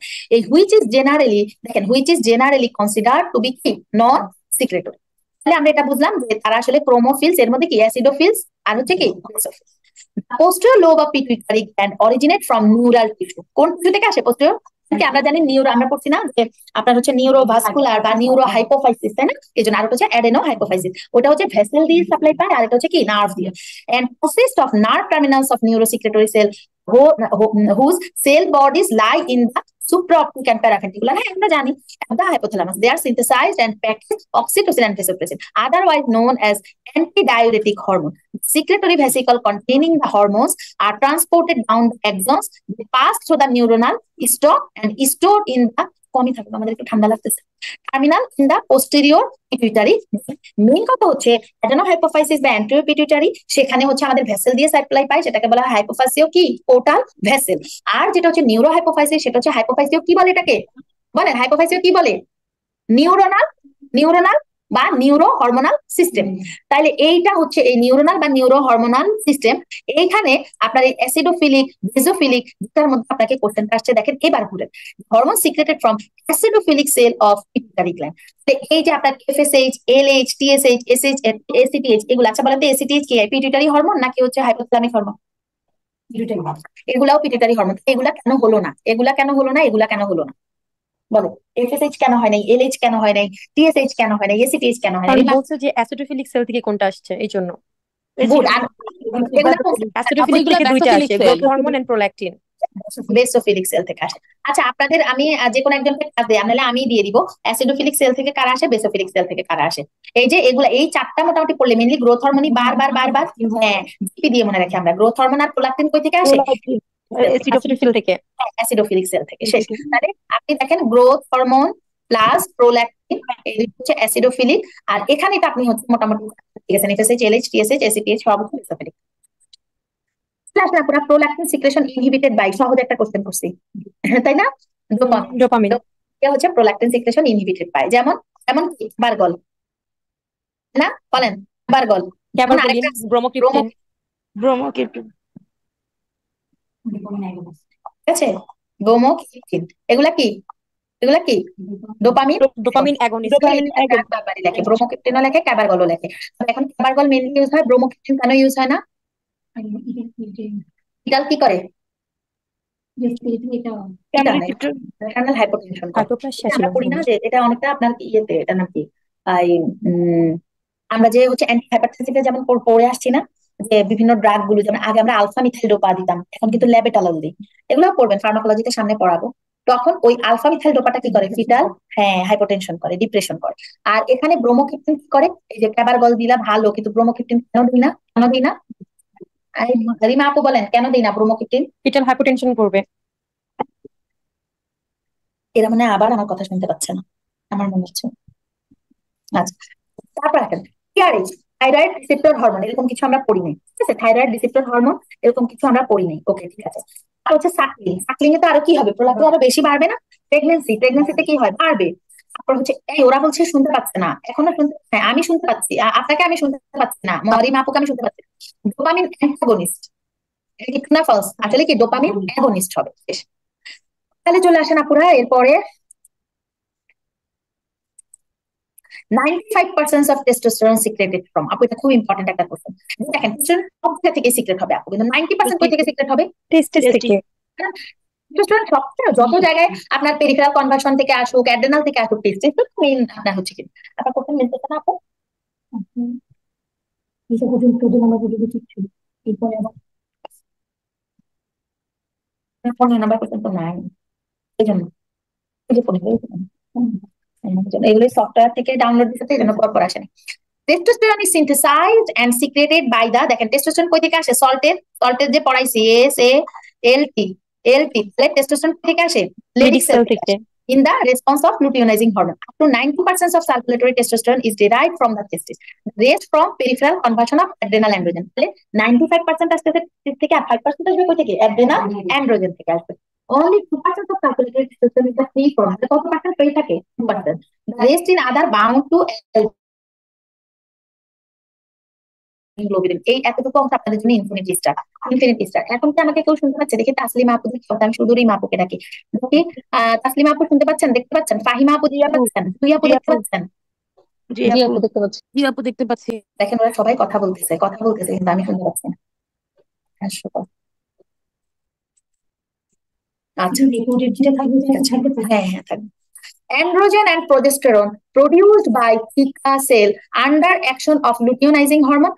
Androgen converted into estrogen by, আপনারা বলেন তো অ্যান্ড্রোজেন থেকে ইস্ট্রোজেনে কনভার্ট হবে কোন হরমোনের মাধ্যমে কনভার্ট হবে? কোথায় কনভার্ট হবে? গ্রানুলোসার সেল, পড়ছেন না এর আগে? গ্রানুলোসার সেল, এফএসএইচ এর মাধ্যমে গ্রানুলোসা সেলে। হ্যাঁ এই যে দেখেন, এই যে এফএসএইচ এর মাধ্যমে গ্রানুলোসার সেল, এই যে এফএসএইচ এর মাধ্যমে গ্রানুলোসার সেল। আপনি কি এখানে আমার এই কথা শুনতে পারলেন? এতক্ষণ শুনতে পাইনি, এখন শুনতে পাই। ঠিক আছে এখন শুনতে পাচ্ছি, কিন্তু আমি দেখতে পাচ্ছি আপনাদের ভয়েস যে আপ ডাউন করছে আমার এখানে দেখাচ্ছে, কিন্তু আমারও অসহায় লাগছিল, কারণ আপনারা কথা না বললে সবচেয়ে বেশি অসহায় ফিল করি আমি, যে ওরা মনে হয় বুঝতে পারছে না। ঠিক আছে, প্রোজেস্টেরন এবং অ্যান্ড্রোজেনের ক্ষেত্রে আবার একটু হচ্ছে ইয়ে দিই। Androgen diffuse across the basement membrane into granulosa cell layer, ভিতরে ছিল কোন লেয়ার? গ্রানুলোসা, আর বাইরের দিকে কোন লেয়ার ছিল? Theca cell. তাহলে theca under cell. The influence of এই যে এফএসএইচ, তাহলে এটা হচ্ছে এই যে এইখানে হচ্ছে গ্রানুলোসা সেল, এটা কি থিকা সেল, তাই তো? বাইরের দিকে ইনফ্লুয়েন্স, এবং androgen are converted to estrogen under the action of কি? ওই যে অ্যারোমেটেজ। গত ক্লাসেই পড়াইছি যে গ্রানুলোসা থিকা সেলে কোন রিসেপ্টর থাকে? শুধু থিকা সেলে, থিকা সেলে শুধু এলএইচ থাকবে। এলএইচ এবং এফএসএইচ দুইটাই। গ্রানুলোসা সেলে গ্রানুলোসা সেলে দুইটা থাকে আপু, আর ঠিক দুইটাই আছে থাকবে, শুধু এলএইচ এলএইচ থাকে। এফএসএইচ দুইটাই। এফএসএইচ রিসেপ্টরও থাকবে, এলএইচ রিসেপ্টরও থাকবে। আর বলেন তো অ্যারোমাটাইজেশন হয় ইস্ট্রোজেন কোথায় হবে? গ্রানুলোসা সেল নাকি গ্রানুলোসা সেলে। Granulosa cell? কারণ কি অ্যারোমেটাইজ এনজাইমটা কোথায় থাকে? Granulosa cell. গ্রানুলোসা সেলে। Prior to ovulation, granulosa cell develop LH receptor and can respond to the pre-ovulatory surge of LH. দেখছেন ওই যে LH receptor granulosa cell দুইটা রিসেপ্টরই থাকে। Steroid secretion of corpus luteum are mainly দেখেন, এটা খুব ইম্পর্টেন্ট। ওয়েলকাম এলিনা আপু, আজকে রাতেই দেখে ফেলবেন, কারণ হচ্ছে আমরা একদম ধরে ধরে প্রথম থেকে ক্লাসগুলো আমরা মানে কোশ্চেন গুলো আমরা পড়েছি। Steroid secretion of corpus luteum are mainly কোনটা? আর লুটিয়ানাইজিং। আর যদি আমি বলি যে আপনাদেরকে যে আজকে যে কোশ্চেনটা আসছে সেটা হচ্ছে অ্যান্ড্রোজেন, অ্যান্ড্রোজেন থেকে যে আপনার অ্যান্ড্রোজেন থেকে ইস্ট্রোজেন কনভার্ট হচ্ছে কোনটা? FSH. Premenopausal estrogen is mainly produced by, premenopausal বলেন কোথা থেকে আসে? প্রিমেনোপজাল মানে মেনোপজের কিছুদিন আগে, কই থেকে আসে? গ্রানুলোসা সেল থেকেই আসবে। গ্রানুলোসা সেল থেকে আসে। বলেন তো কেন গ্রানুলোসা সেল থেকে আসে? ওই যে একই কথা, গ্রানুলোসা সেলই তো গ্রানুলোসা আমাদের সেল, এখন তো মেনোপজের তো কিছু হয় না, এখন তো বাড়ি থেকেই আসবে। হ্যাঁ হ্যাঁ হ্যাঁ, এখনো তো ওভারি থেকে আসবে, গুড। আর এই যে কেন হচ্ছে ওভারিয়ান স্ট্রোমাল সেল থেকে আসে না, স্ট্রোমাল সেলের মধ্যে এরকম কোনো এনজাইমও নাই, প্লাস স্ট্রোমাল সেলের সে নর্মাল স্ট্রোমা গুলোকে ফর্ম করবে, কিন্তু হচ্ছে আমাদের যে থিকাল যে সরি গ্রানুলোসার সেলের যে রিসেপ্টর বা গ্রানুলোসার কাজগুলো করতে পারে না। তারপর দেখেন কি বলছে, এটা হচ্ছে পার ওভারিয়ান, এখানে কিন্তু প্যাভোরিয়ান বলছে, থিকা সেল সেটাও হবে না, থিকা সেলে তো আমাদের ওই রিসেপ্টরটাই থাকে না। Adrenal secretory cell, adrenal secretory সেলের কখনো হচ্ছে তোমার এই ইস্ট্রোজেন রিসেপ্টরের চিন্তা ভাবনা নাই। Peripheral fat sell, peripheral conversion of হচ্ছে স্টেরয়েড হয় আপনার অ্যাড্রেনাল থেকে, কিন্তু পেরিফেরাল ফ্যাট সেল থেকে কখনো আপনার ইস্ট্রোজেন আসে। অ্যান্ড্রোজেন আর রিলিজড ফ্রম, এখন অ্যান্ড্রোজেন আসে কোথা থেকে, ওই যে এমজিএ, এম জি রেটিকুলারিস। এ, আর হচ্ছে জি এফ আর, তাহলে রেটিকুলারিস থেকে আসে। দেখেন জোনা রেটিকুলারিস। তারপরে চলে আসেন আমরা দেখি which of the following hormone secreted from posterior pituitary, বলেন তো কোনটা? অক্সিটোসিন। কি পেপটাইড, কি পেপটাইড? ননা, ননা ননা, পেপটাইড। ননা হ্যাঁ, ননা পেপটাইড। এটা যে কত হাজার বার আসছে যে অক্সিটোসিন ইজ আ ননা পেপটাইড, এটা আপনাদের এসবি এর প্রশ্ন, এটা আপনাদের হচ্ছে রিকলের প্রশ্ন। আচ্ছা তারপরে চলে আসেন, আচ্ছা সেলস অফ দ্য অ্যাডেনোহাইপোফাইসিস, আর হচ্ছে এটা পোস্টাল লোব থেকে একই কোশ্চেনে দিয়েছিল। What percentage of testosterone is unbound বা ফ্রি, কত পার্সেন্ট আনবাউন্ড বা ফ্রি? 1 থেকে 3। 1 থেকে 3% হচ্ছে আনবাউন্ড বা ফ্রি, আর বাউন্ড ফর্মে কতটুকু? বাকি কত? পোর্শনটুকু থাকবে যেটা 97 থেকে 98। দিস ইজ অল অ্যাবাউট হচ্ছে আমাদের প্রথম আপনাদের যে 20 হচ্ছে কোশ্চেন্স। এবার আমরা দেখবো হচ্ছে আমাদের বাকি আরো যে আমাদের 20টা কোশ্চেন আছে সেটা, চলেন দেখি। আচ্ছা একটু দাঁড়াও, পিছনে আসছে, এখন কি সবাই দেখতে পাচ্ছেন? জি আপনারা দেখতে জি পাচ্ছেন আপু, তো? দেখতে পাচ্ছি। আসেন তাহলে আমরা পরের 20টা কোশ্চেন দেখি। Most common cause of hyper prolactinaemia, এটা আমি গতদিন এতবার বলছি যে হাইপার প্রোল্যাক্টিনেমিয়া একটা মোটু ছোটু মেয়ে হবে, আর হচ্ছে মেনস্ট্রুয়াল ইরেগুলারিটি হবে, কোনটা হবে বলেন? Primary hypothyroidism. Primary hypothyroidism. তাহলে মোস্ট কমন কজ অফ, আপনার যদি বলি primary sorry, most common cause of hyper prolactinaemia primary hypothyroidism. Okay, তারপরে চলে আসেন আপুরা, এটা হচ্ছে polycystic ovarian syndrome is classified as, আচ্ছা এটা কি আপনারা জানেন আপুরা, এই জিনিসটা আপনাদের পড়া আছে কিনা আমি জানি না, যেটা যে 3টা ক্লাসিফিকেশন আছে জানেন কিনা, যে যে আপনার পলিসিস্টিক ওভারিয়ান সিনড্রোমকে কিন্তু হচ্ছে টাইপ ক্লাস 1, 2। টাইপ 2, টাইপ 3 জি তিনটা। ঠিক আছে। পিসিওএস একটা বেশি আসে আপু, বাকিগুলো কিন্তু তেমন আসে না, বুঝতে পারছেন? পিসিওএস টাই সবচেয়ে বেশি আসে, পিসিওএস টাই সবচেয়ে বেশি আসে, এটা একটু আপনারা মাথায় রাখবেন। আর হচ্ছে তাহলে আর টাইপ 1 কাকে বলে বলেন তো, টাইপ 1? টাইপ 1 মানে হচ্ছে ওখানে এফএচএইচ, এলএইচ, এস্ট্রোজেন তিনটাই কম থাকবে এমন কন্ডিশন, এইগুলো মানে হচ্ছে হাইপোগোনাডোট্রপিক, হাইপোগোনাডোট্রপিক হাইপোএস্ট্রোজেনিক। হাইপোগোনাডোট্রপিক হাইপোগোনাডিজম, এটা হচ্ছে টাইপ হ্যাঁ। 1। এই যে দেখেন আমি আপনাদেরকে একটু টাইপ 1 2 3 একটু পড়িয়ে দিই। হাইপোগোনাডোট্রপিক মানে গোনাডোট্রপিক, হাইপোগোনাডিজম মানে কি, কোনটা কোনটা কম থাকবে বলেন তো? এফএসএইচ, এফএচএইচ, এলএইচ, এগুলো আর হচ্ছে আমাদের হচ্ছে গোনাডাল হরমোন যেটা মানে হ্যাঁ, ইস্ট্রোজেন। এগুলো হচ্ছে কম থাকবে। টাইপ 2 কি? Ovulatory dysfunction, ovulatory dysfunction. History of type 2 মানে কি, ওই যে ওভুলেটরি ডিসফাংশন বড় হচ্ছে আপনার ব্যাপার হচ্ছে অ্যানোভুলেশন, কি অ্যানোভুলেশন, মনে থাকবে? জি আপু। অ্যানোভুলেটরি যদি কোনো সাইকেল হয় সেটা হবে টাইপ 2। আর টাইপ 3 বলেন তো কি? এটা আপু হচ্ছে hypergonadotropic hypogonadism. Good, ovarian failure mainly, হুম। ওভারিয়ান ফেইলর, সেটা হচ্ছে হাইপারগোনাডোট্রপিক। আপু তাহলে এখানে এফএসএইচ এলএইচ কি হবে বাড়বে। বলেন? হাইপারগোনাডোট্রপিক বলছেন, তাহলে গোনাডোট্রপিন বেশি, আর হচ্ছে হাইপোগোনাডিজম, তাহলে এখানে কি এফএসএইচ এলএইচ বাড়বে নাকি কমবে? হাইপারগোনাডোট্রপিক মানে এফএচএইচ, এলএইচ বাড়বে। কি আর হবে? এফিসিয়েন্সি চ্যালেঞ্জ বাড়বে। কি আবার কথা শুনতে পাচ্ছেন না আপু? বেসিক থেকে বলেন, সীমা আপু বেসিক থেকে বলেন তো কি হবে? আপু আপনি কি আমার কথা শুনতে পাচ্ছেন? রিমা আপুর কথা কি শোনা যাচ্ছে না? আচ্ছা কামরুন আপু বলেন, শোনা যাচ্ছে? ওরা আবার ইয়ে হয়ে গেছে, শুনতে পাচ্ছি না, আমি বলতেছি। আপুরা আচ্ছা, আপনারা স্ট্র্যাটেজি বইটা কিনছেন তো? হাইপারগোনাডোট্রপিক হাইপারগোনাডিজম, হাইপোগোনাডোট্রপিক হাইপোগোনাডিজম, এই দুইটার উপরে ভিত্তি করে হচ্ছে টাইপ 1 আর টাইপ 3 হয়েছে, ঠিক আছে? না কারো কথা শুনতে পাচ্ছি না। এইটাতে একটু পর পরই হচ্ছে, ওরা তখন মেসেজ দেয়, এই যে দেখেন আপু শুনতে পাচ্ছি, ওরা মেসেজ দিয়ে দেয়।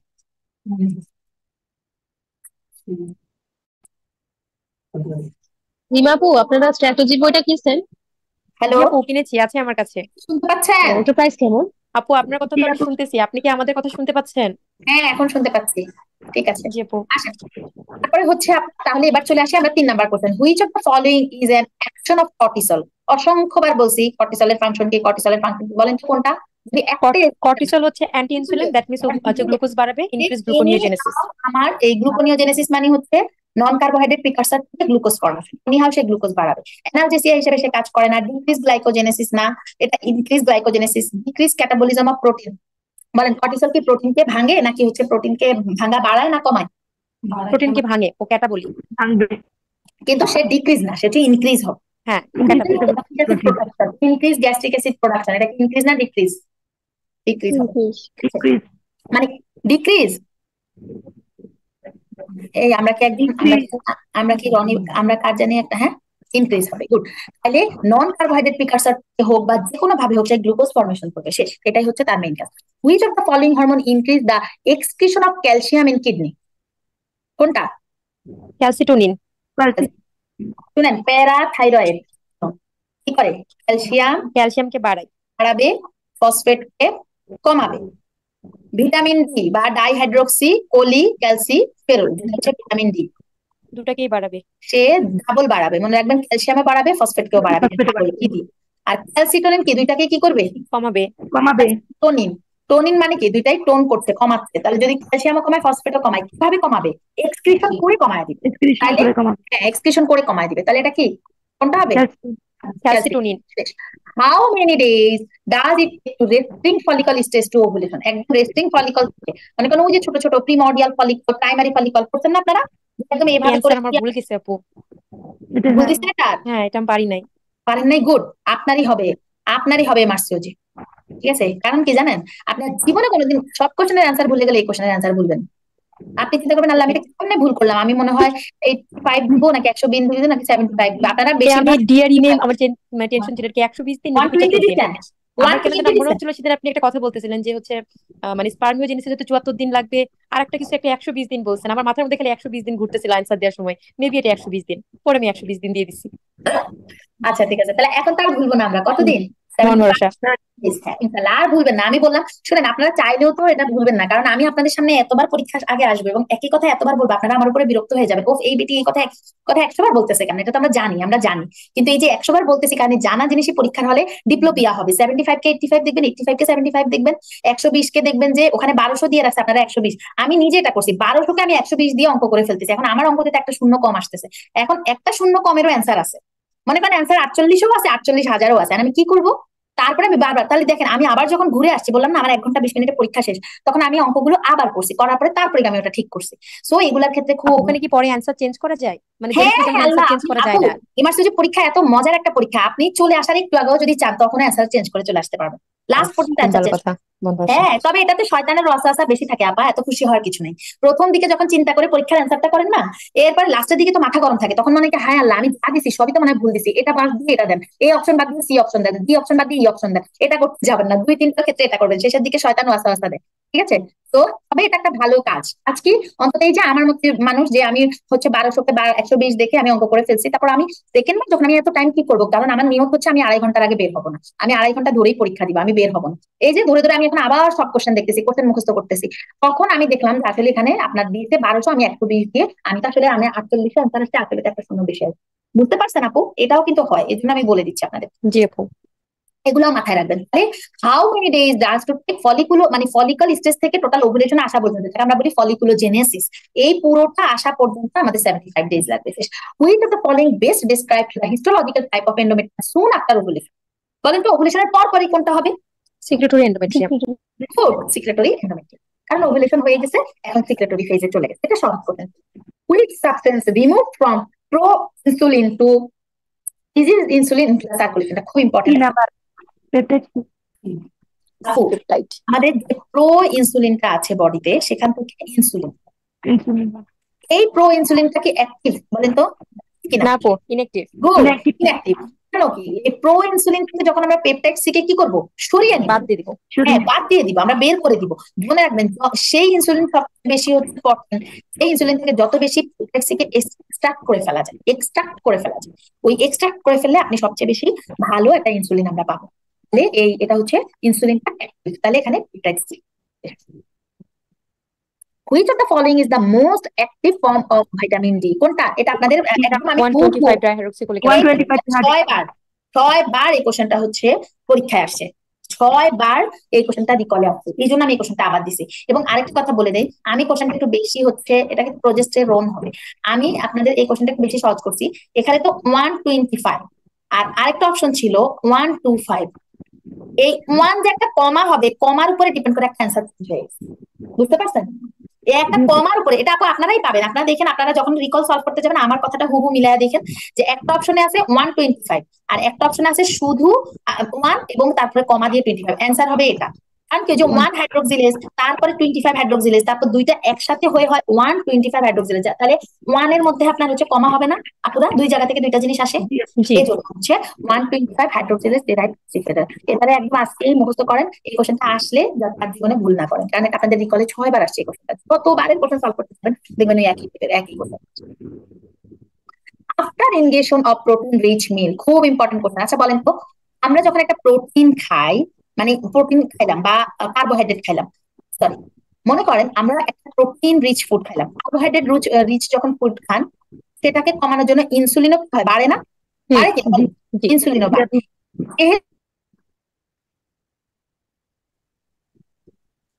কমবে, হুম, কারণ বুঝছেন কিনা? ইনসুলিন হচ্ছে গ্লুকাগনকে অ্যান্টাগনাইজড করে।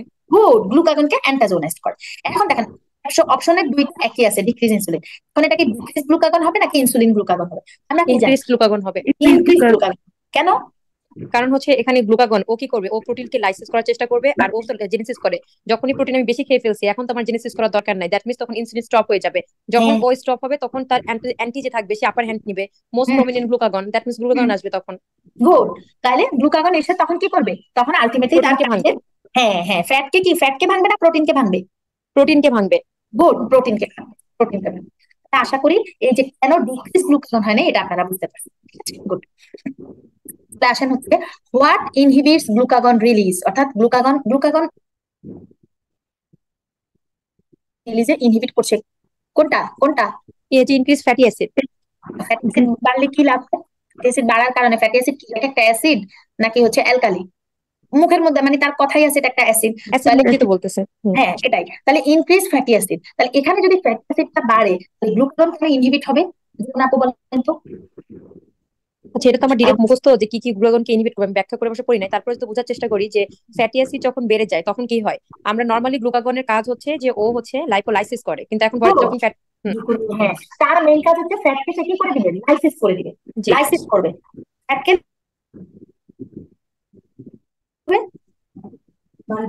বুঝতে পারি না আপু কি কোশ্চেন করছেন। কার্বোহাইড্রেটকে কি করবে? কার্বোহাইড্রেটকে কি করবে? কার্বোহাইড্রেটকে সে বাড়ায় দিবে, কার্বোহাইড্রেট বেড়ে দেয়, মানে ও গ্লুকোজকে বাড়ায় দিবে। হ্যাঁ, এখানে মনে করেন ফ্যাটি অ্যাসিড সে লাইসিস করলো, বুঝলাম। হ্যালো, বুঝাই যাচ্ছে না, শোনা যাচ্ছে না, কথা তো ক্লিয়ার না, কেটে শোনা কেটে যাচ্ছে না যাচ্ছে। আপু। এখন শুনতে পাচ্ছেন? আল্লাহ, কেন শোনা যাচ্ছে না? আমাকে নেটওয়ার্ক, আমাদের এখানে নেটওয়ার্ক কখনো এত খারাপ অবস্থা হয় না আপু। এই হোসেন ভাই, আমাকে শুনতে পাচ্ছেন? হোসেন ভাই, জি ম্যাম, শোনা যাচ্ছে।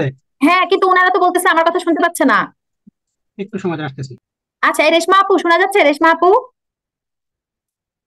হ্যাঁ আপু শোনা যাচ্ছে। হ্যাঁ আচ্ছা, ঠিক আছে, ওকে। তাহলে হচ্ছে ওরা কেউ শুনতে পাচ্ছে, কেউ শুনতে পাচ্ছে না, এটার সমাধান কি? এই যে দেখেন বারবার আটকায় যাইতেছে এগুলা, ওরা যখন পড়ে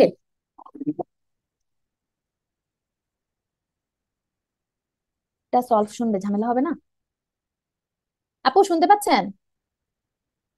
আপু এখন শোনা যাচ্ছে।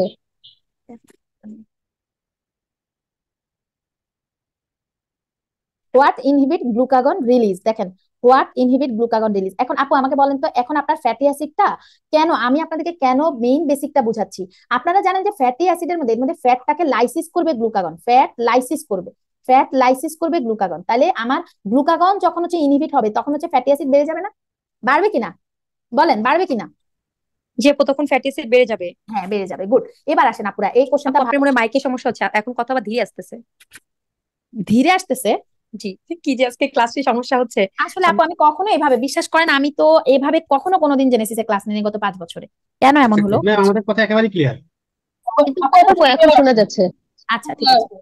16 years old girl is seen in gynecology outpatient department which primary amenorrhea and excessive facial hair, ভালো করে দেখেন, primary amenorrhea, excessive facial hair growth.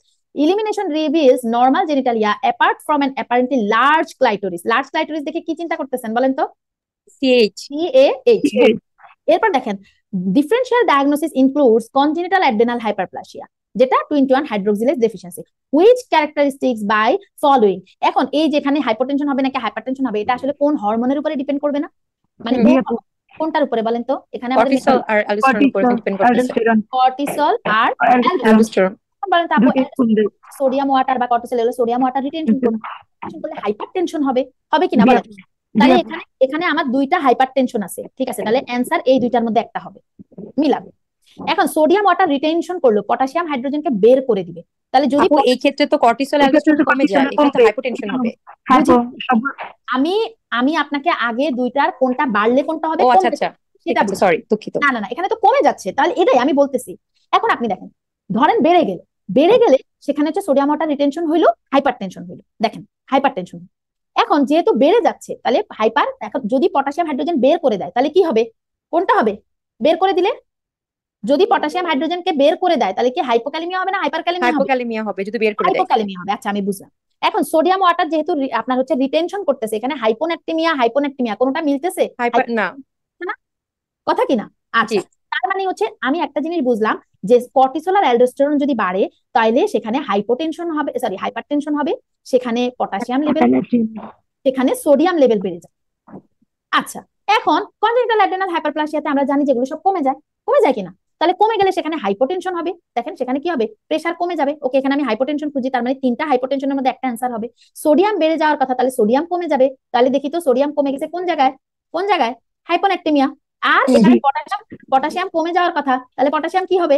বেড়ে যাবে, পটাশিয়াম হাইপারক্যালেমিয়া। অ্যান্সার কি ডি দিছে সেটা বলেন? G D. এখন বুঝছেন কেন, মানে আমি আপনারা প্রথমে বেড়ে গেলে কোনটা হবে তারপরে, আচ্ছা ঠিক আছে, আর যদি একবারই পারেন যে কমে গেলে কি হবে, ব্যাস ওটা বের করে ফেলবেন। আমি সবসময় পরীক্ষার হলে খুব এইসব জায়গাগুলো আসলে আমি মাথা খুব কুল করি। আচ্ছা, আমি এটা জানি যে কর্টিসল হাইড্রোজেন বেড়ে যাবে, তাহলে বেড়ে গেলে কোন কোন জিনিসগুলো হয়, তাহলে এবার কমে গেছে তার উল্টাটা দেখে আমি দাগাই, বুঝতে পারছেন আপুরা? আমি এটা করি আর কি, এই জন্য বলছি। আচ্ছা, এবার চলে আসেন আপুরা পরের কোশ্চেনে। এটা মোটামুটি আপনারা এগুলাই যে আমি যা পড়াইছি, এই যে সল্ট ওয়াটার হচ্ছে এটাই হচ্ছে আপনাদের কোলেস্টেরল থেকে। আচ্ছা, এই কোশ্চেনটা পুরা এই কোশ্চেনটা আমি আপনাদেরকে আবার সুন্দর করে ফিজিওলজিতে পড়াবো। এখন ছোট করে একটু দেখে নেন। কোলেস্টেরল থেকে হয় প্রেগনিনোলোন থেকে 17 হাইড্রোক্সি প্রেগনিনোলোন, সেখান থেকে কি হয় ডিহাইড্রো ইপি অ্যান্ডোস্টেরন। এখন অ্যান্ডোস্টেরন, প্রেগনিনোলোন থেকে হয় প্রোজেস্টেরন। এত কথা বুঝি না ভাই, কোলেস্টেরল থেকে প্রেগনিনোলোন হয়, প্রেগনিনোলোন থেকে প্রোজেস্টেরন হয়, প্রোজেস্টেরন থেকে হয় ডিঅক্সিকর্টিকোস্টেরন, সেখান থেকে কর্টিকোস্টেরন, তারপরে সেখান থেকে সরাসরি অ্যালডোস্টেরন। কারণ যে 18 হাইড্রোক্সি কর্টিকোস্টেরন এগুলো মনে থাকে না, আপনারা মেন গুলো মনে রাখবেন। কোলেস্টেরলের পরে যদি প্রোজেস্টেরন হতে হয় সেটা প্রেগনিনোলোন হতে হবে, প্রেগনিনোলোন থেকে প্রোজেস্টেরন থেকে হচ্ছে কর্টিকোস্টেরন থেকে হচ্ছে অ্যালডোস্টেরন হয়। তার মানে আলটিমেটলি দেখেন অ্যালডোস্টেরন একটা প্রিকারসার কার, কোলেস্টেরল। এরপরে হচ্ছে 17 হাইড্রোক্সি প্রেগনিনোলোন, সেটা হচ্ছে 17 হাইড্রোক্সি প্রোজেস্টেরন হয়, সেখান থেকে হচ্ছে কর্টিসোল হয় 11, সেখান থেকে কর্টিসোল হয়। তাহলে এক কোলেস্টেরল থেকে আবারও পাচ্ছি যে সেটা হচ্ছে এই যে কোলেস্টেরল একটা প্রিকারসার। এরপর ডিহাইড্রো ইপি অ্যান্ডোস্টেরন, যেটা সেখান থেকে অ্যান্ডোস্টেরন হবে, সেখান থেকে টেস্টোস্টেরন হবে, সেখান থেকে কি হবে E2 হবে। এটাই আপনাদেরকে মাঝে মাঝে পরীক্ষার মধ্যে ঝামেলা লাগায় দেয়। দেখা যায় কি বলে জানেন, টেস্টোস্টেরন থেকে E1 আসে, ট্রু না ফলস? False, good. টেস্টোস্টেরন থেকে সবসময় কি আসবে, রিপ্রোডাক্টিভটা আসবে, E2 আসবে। এই পেস্টটাকে গোলায়া তারপর পানিটাকে ভালো করে নাড়বেন, নেড়ে ওই পানিটা খেয়ে ফেলবেন। তারপর হচ্ছে আপনারা আসেন 27 years old women is seen in the antenatal clinic। আচ্ছা, তার মানে বুঝলাম এইজ দিয়েছে এবং অ্যান্টিনেটাল ক্লিনিকে গেছে। she suffered from hyperemesis gravidarum first trimester, routine thyroid function করেছে, have revealed abnormality, which of the following recognize change in coagulation of thyroid function test? সুন্দর একটা কোশ্চেন করেছে, বলেছে যে হাইপারেমিসিস গ্র্যাভিডারামের পেশেন্ট। তার মানে আপনাদেরকে জানতে চাচ্ছে বিটা এসএজির সাথে টিএসএইচ এর একটা পার্থক্য আছে না, আছে কিনা বলেন? ওই যে আলফা সাব ইউনিট 1, তাহলে এখানে কি হবে বলেন তো? এখন প্রেগন্যান্সিতে সে জানতে চাচ্ছে আপনার থাইরয়েড ফাংশনের কি হবে, বলেন এখানে কি হবে বলেন? ডিক্রিজ। আচ্ছা, এখানে বলছে যে ডিক্লারেটেড, মানে এটা আপনার হচ্ছে rate of T3 T4 degradation and production, true না ফলস? ফলস। মানে ডিসিলারেশন, এটা মানে কি কমে যাবে, মানে কমাই দিবে, রিডিউস। এরপর হ্যাঁ রিডিউস। এরপর বলছে দেখেন আপু ডিক্রিজ বেসাল মেটাবলিক রেট। আমরা জানি থাইরয়েড হচ্ছে মেটাবলিক রেট বাড়ায়, তাহলে এটা হচ্ছে এসপি তার জন্য। আচ্ছা, কমায় দিই। Increase total T3 T4 in first trimester, বলেন টোটাল T3 T4 বাড়ায়, কিন্তু এটা ফার্স্ট ট্রাইমেস্টারে না, মানে হচ্ছে সেকেন্ড এন্ড থার্ড সেকেন্ড আর ট্রাইমেস্টারে। থার্ড সেমিস্টার আচ্ছা হবে। সেকেন্ড এন্ড থার্ড ট্রাইমেস্টারে। Okay. Increase thyroid stimulating hormone. True. TBG বাড়ে। হুম আচ্ছা বুঝলাম। আচ্ছা আপনাদের দুইটা জায়গায় confusion. Okay. Reduce plasma iodine concentration in early pregnancy. True. আচ্ছা এখন আসেন, এই যে আপনারা কয়েকটা জায়গায় এখানে আপনারা যেটা ঝামেলা করলেন, ইনক্রিজ থাইরয়েড স্টিমুলেটিং হরমোন, প্রেগন্যান্সিতে পুরা সময় কি থাইরয়েড স্টিমুলেটিং হরমোন কি বাড়বে? না, পুরো সময় বাড়ে না, না, এটা হচ্ছে টিপিক্যালি লো থাকে। একটু দেখেন লো থাকে। এটা অক্সফোর্ড রিভিশনের একটা আপনার হচ্ছে বিকাশ মানে আপনার বসাক থেকে আমি একটা ইয়ে নিচ্ছি। এটা দেখেন ভালো করে দেখেন, ডিউরিং দ্য ফার্স্ট ট্রাইমেস্টার, এই প্যারাটা খুব ইম্পর্টেন্ট আপনাদের জন্য, এই প্যারাটা একটু পড়ে নেবেন। হ্যাঁ দেখেন, during first trimester increased renal blood flow and glomerular filtration leads to increased level of iodine clearance from the plasma, মানে কি প্লাজমা থেকে বের হয়ে যাচ্ছে, with already low level of iodine and হচ্ছে predisposed to developing goiter. In the first trimester rising of human chorionic gonadotropin hormone leads to reduction of কি serum level of কি TSH। ঠিক আছে, তাহলে কি বাড়ছে কমছে। Thyrotropin properties because of structural similarity HCG and TSH, pregnancy is associated of increased thyroid binding globulin, তার মানে কি TBG বাড়ে, হ্যাঁ টিবিজি বাড়ে। TSH com, because of increased liver production with subsequent elevation of total T3 T4। তাহলে TBG বাড়বে, T3 T4 কমবে, increase T3 T4, এটা লেখা বুঝছেন কিনা? এই জন্য অ্যান্সার নিচেরটা হয়েছে। না, অ্যান্সার ওটা ঠিক আছে, মানে ওটা নিয়ে একটু সমস্যা হচ্ছিল, সেটা হচ্ছে যে ওই যে ফার্স্ট ট্রাইমেস্টার, এই কথাটা আমি ঠিক জানতাম না যে আয়োডিন ফার্স্ট ট্রাইমেস্টারে কমবে। আমার এটা একটু কনফিউশন হচ্ছিল যে কেন আয়োডিন কালকে তো মেবি, পড়ায় দিলাম। হ্যাঁ আপনি আয়োডিন কমে যায়, এটা আপনি সব প্রসিডিউরে বলে দিচ্ছেন, কিন্তু আমার এটা মাথায় ঢুকতেছিল না যেটা কি ফার্স্ট ট্রাইমেস্টারে কমবে আচ্ছা, নাকি এটা এই একটা যে দেখছেন, মনে করেন প্যাচ তাহলে দেওয়ার একটা জন্য দিচ্ছে। তাহলে দেখেন রিমা আপু যে একটা এক্সামের কতটা গুরুত্বপূর্ণ, যে আজকে আপনারা হ্যাঁ। আবার সলভ ক্লাসটা করে ফেলতেছেন, দেখেন পুরা এন্ডোক্রাইনটা গুছানো হয়ে যাচ্ছে। জি, এখন নতুন অ্যান্সার আমি এটাই দিয়েছি, কিন্তু মানে ওটা আমার একটু সময় লাগছে আর কি, যে হ্যাঁ দিব। হ্যাঁ ধরার জন্য ধরতে হ্যাঁ। দিচ্ছি। হ্যাঁ দেখ আলহামদুলিল্লাহ গুছানো হয়ে গেছে। এবার চলে আসেন, 34-year-old woman is admitted to labor ward at 31 weeks gestation with threatened preterm labor. She is given 2 doses of steroid। আমরা কি জানি রক্সাডেক্স দেই না আমরা, যে threatened labor, which of the following describe the lung first maturation step in the synthesis of steroid? বলেন তো, একটু আগে বলছি কোলেস্টেরল টু কোলেস্টেরল থেকে প্রেগন্যান্ট। প্রেগনেন্ট পড়ানো শেষ, ঠিক আছে ওকে। তারপরে চলে আসেন আপুরা যে 26 years old women is referred to gynecology clinic with abdominal pain and amenorrhea, তার মানে abdominal pain এবং amenorrhea নিয়ে আসছে। You suspect that Cushing syndrome and decide to send her further test. Which of the following test would be confirmation of diagnosis? এটা important আপু। Cushing syndrome, Cushing syndrome, তাহলে Cushing syndrome মানে কি, কোনটা বেশি বেড়ে যাবে? কর্টিসল। কর্টিসল। তাহলে এখানে আমি কোন টেস্টটা করব? Dexamethasone suppression test. হ্যাঁ এখন ডেক্সামিথেশন সাপ্রেশন টেস্ট, কেন লো ডোজ, কেন why high dose, low dose why এর অ্যান্সার আমি জানি না, এটা আমার হচ্ছে এফসিপিএস মুখস্থ অ্যান্সার।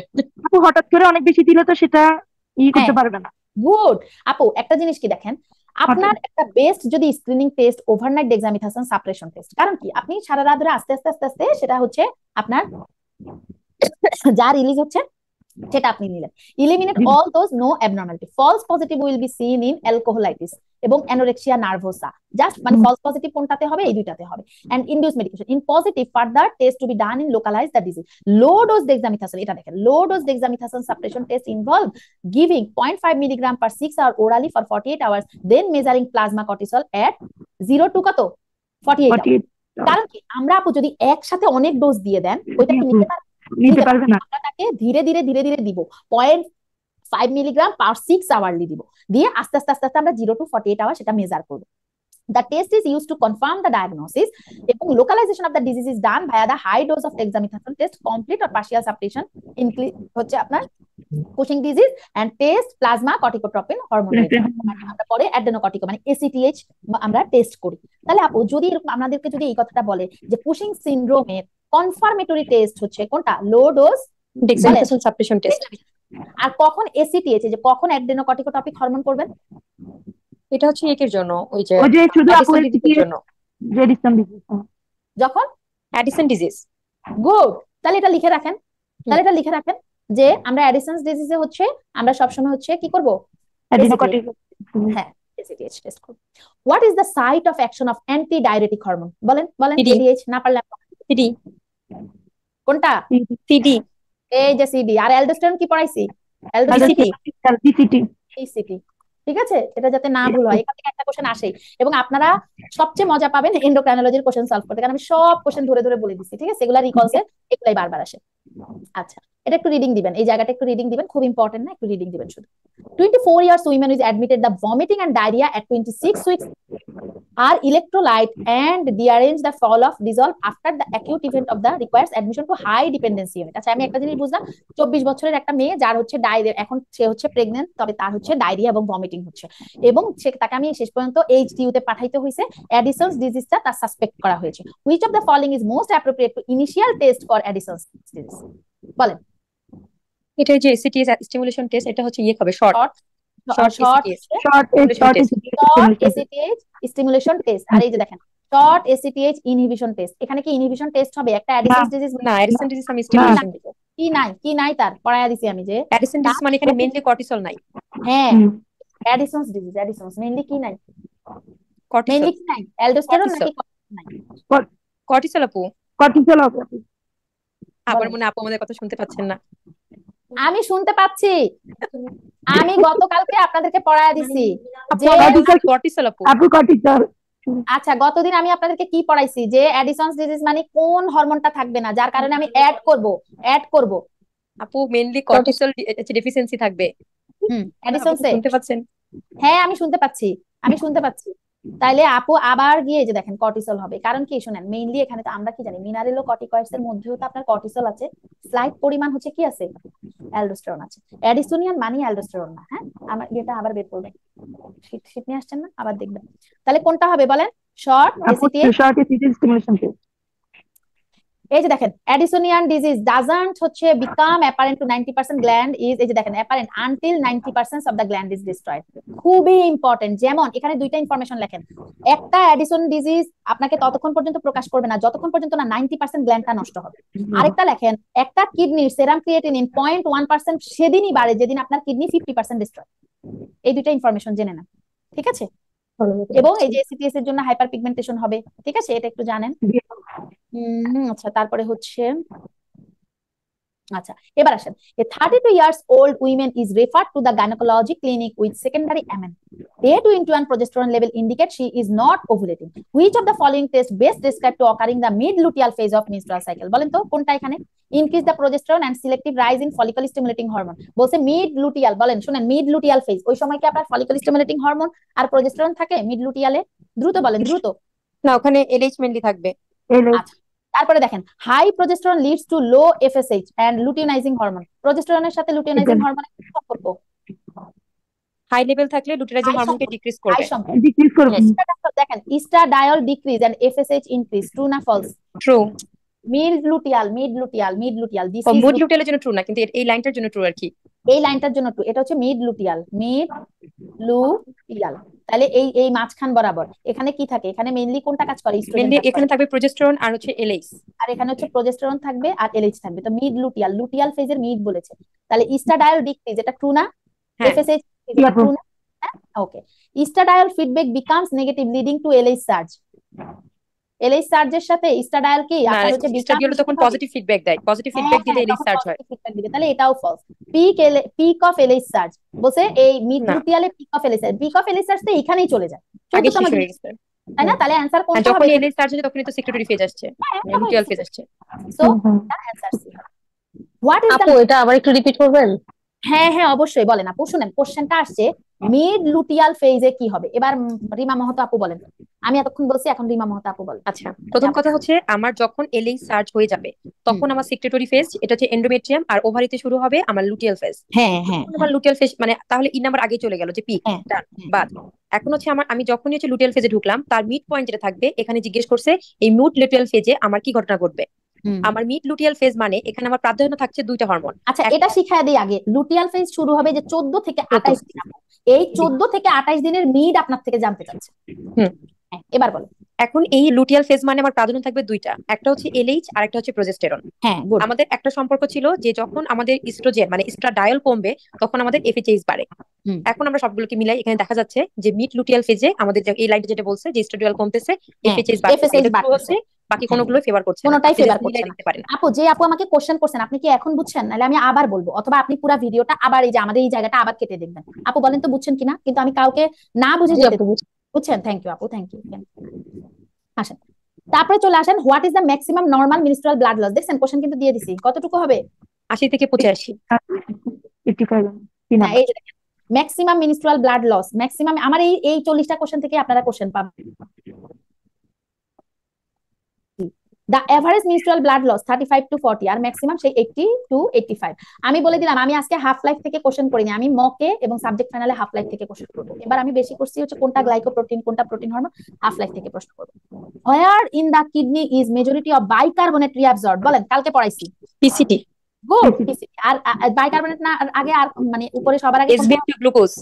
গ্লুকোজ, দেখেন, glucose, amino acid, carboxylate, bicarbonate, দেখছেন আমি যে পড়াইছি এই জিনিসটা, এখান থেকে এটা ইনফিনিটি স্টার।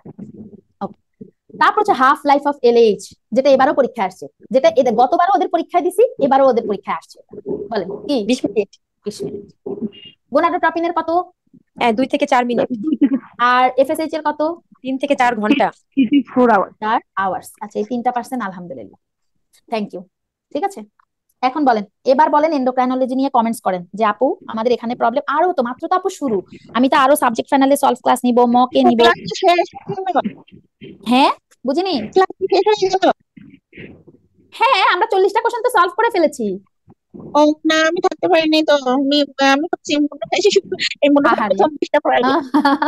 বুঝতে পেরেছি, আমরা তো সেই আপনার আরো অনেকক্ষণ আগে ক্লাস শুরু করেছি, তাই না রিমা আপুরা?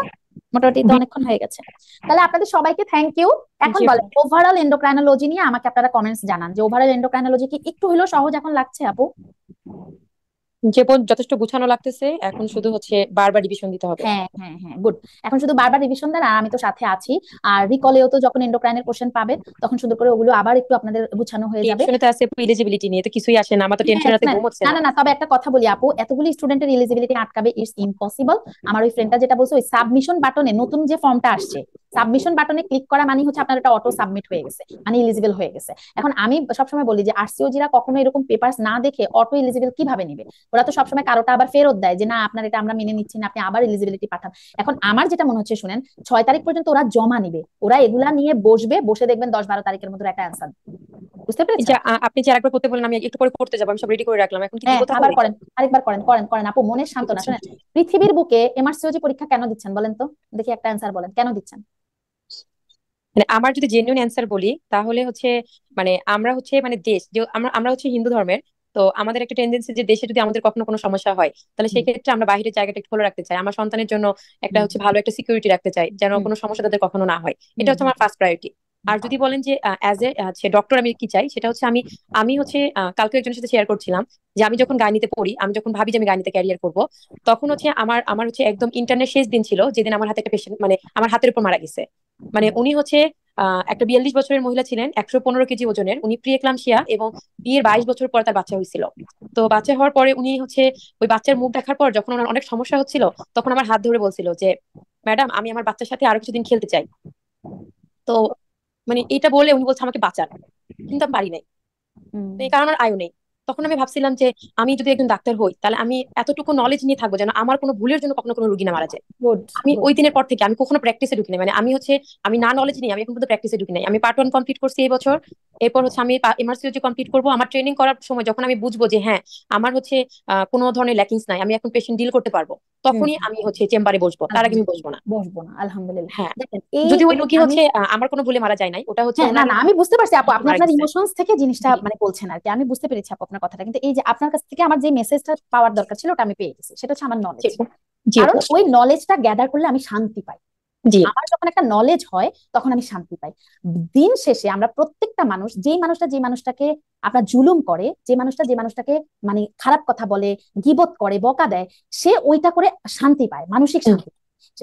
যেই মানুষ আবার যে মানুষটা পড়াশোনা করে সে পড়ে শান্তি পায়। দিন জি শেষে আমরা সেটাই করি যেটাতে আমাদের মন আমরা শান্তি পাই, কারণ কাল এমন একটা জিনিস সে দিন শেষে শান্তি খোঁজে। সো এই যে এখন কোথা থেকে কোথায় চলে গেছে এই এলিজিবিলিটিটা, আমার মনে হচ্ছে আপনার এখন যতটা কর্টিসল সিক্রেট হচ্ছে, আরেকবার এলিজিবিলিটি করলে আপনার একটু কমে যাবে, ওই Maybe. মনের সান্ত্বনার জন্য আরেকবার এলিজিবিলিটি। জি আপু, একটু পরে করে ফেলবো হ্যাঁ হরমোনটা। ঠিক আছে, থ্যাংক ইউ সো মাচ তাহলে সবাইকে, আমার জি অনেক আপু। ভালো লাগলো। আপনারা যারা আমার সাথে ইন্টারাকশন করে ক্লাস করেন, আমার সবসময় তাদের জন্য মন থেকে দোয়া, কারণ আপু আমি এরকম এসে ব্লাইন্ডলি ক্লাস নিতে পারি না, আপনাদের হয়তো মাঝে মাঝে বিরক্ত লাগবে যে আপু এত কোশ্চেন কেন করছে, এত কথা কেন বলছে, কিন্তু আপু আমি একটু কিছু বলতাম। বলেন। হ্যাঁ আপু, আমি তো মাত্র দুইটা কোশ্চেন ব্যাংক করতেছি, পাশ এমআরসিইউজি আর ক্যাথেরিন, এন্ডোসিজার তো করতেছি না। এখন সেক্ষেত্রে আমার কি হবে, মানে ভবিষ্যৎ কি, এন্ডোসিজার একটু যদি এরকম বলতেন। চিকন একটা বই, এটা পড়তে লাগবে আধা ঘন্টা। এটা আপনার পড়ার, এটা একদিনের পড়া। সো এত মাত্র টেনশনের কিছু নেই। 255টা কোশ্চেন আপু, মাত্র হ্যাঁ, 255। মাত্র 255, আপনি সব পড়ে ফেলেন। এটা পরীক্ষার আগে একদিন এক বেলা বসবেন যে আচ্ছা দেখি তো এটাতে কি আছে, তখন দেখবেন এটা ইজি লাগবে। কোনো সমস্যা নেই, এই দুইটা কোশ্চেন সোর্সই পড়ে। আচ্ছা আপনারা পাস এমার্সে যে, হ্যাঁ এই দুইটাই পড়েন আপাতত আপু, এই দুইটাই পড়ে, কোনো টেনশন আপু নেই। স্ট্র্যাটেজি কি কিনবো নাকি না কিনলেও চলবে? আমি আপু নর্মালি স্ট্যাটক সবার জন্য বলি না, ওই যে কোশ্চেন গুলো একটু কঠিন কঠিন লাগে তো। তবে রিমা রিমা আপুর জন্য আমি বলবো আপু আপু সবগুলো আমি পড়তেছি। কোশ্চেন, হ্যাঁ পড়েন, স্ট্যাটক পড়েন। তবে স্ট্যাটক আমি সবাইকে সাজেস্ট করি না। আপনি যদি রিকলস, আমাদের শীট, পাস এমার্সিওলজি, ক্যাথেরিন, এন্ডোসিজার, এই 5টা সোর্স পড়লে আপনার 90% কাভারেজ হয়ে যাবে, ইনশাল্লাহ ইনশাল্লাহ। আপু রিকলস কি এখন কিনে ফেলবো? না না না, নতুনটা আমি কি বলবো আসছে? বলবো না না না, রিকলস প্রিপেয়ার হচ্ছে এখনো। আমি একদম 24-এর কোশ্চেন সহ না পেলে আপনি এখন কিনে আবার পরে কোশ্চেন কোথায় ফটোকপি করবেন? আমি তো আপনাদেরকে গুছাইয়া দিচ্ছি জিনিসটা, ঠিক আছে? আমি যখন আপনি তো ওভার আপনাদের ব্যাচে এক্সাইটমেন্টে যখন আগেই কিনে রিকল ফেলছেন। স্টার্ট হবে তখন রিকলস বই কিনবেন। ধন্যবাদ আমার সাথে কাজ করার জন্য। সবাই ভালো থাকবেন, সুস্থ থাকবেন। আসসালামু আলাইকুম। ওয়ালাইকুম আসসালাম। আসসালামু আলাইকুম আপু। ওয়ালাইকুম আসসালাম।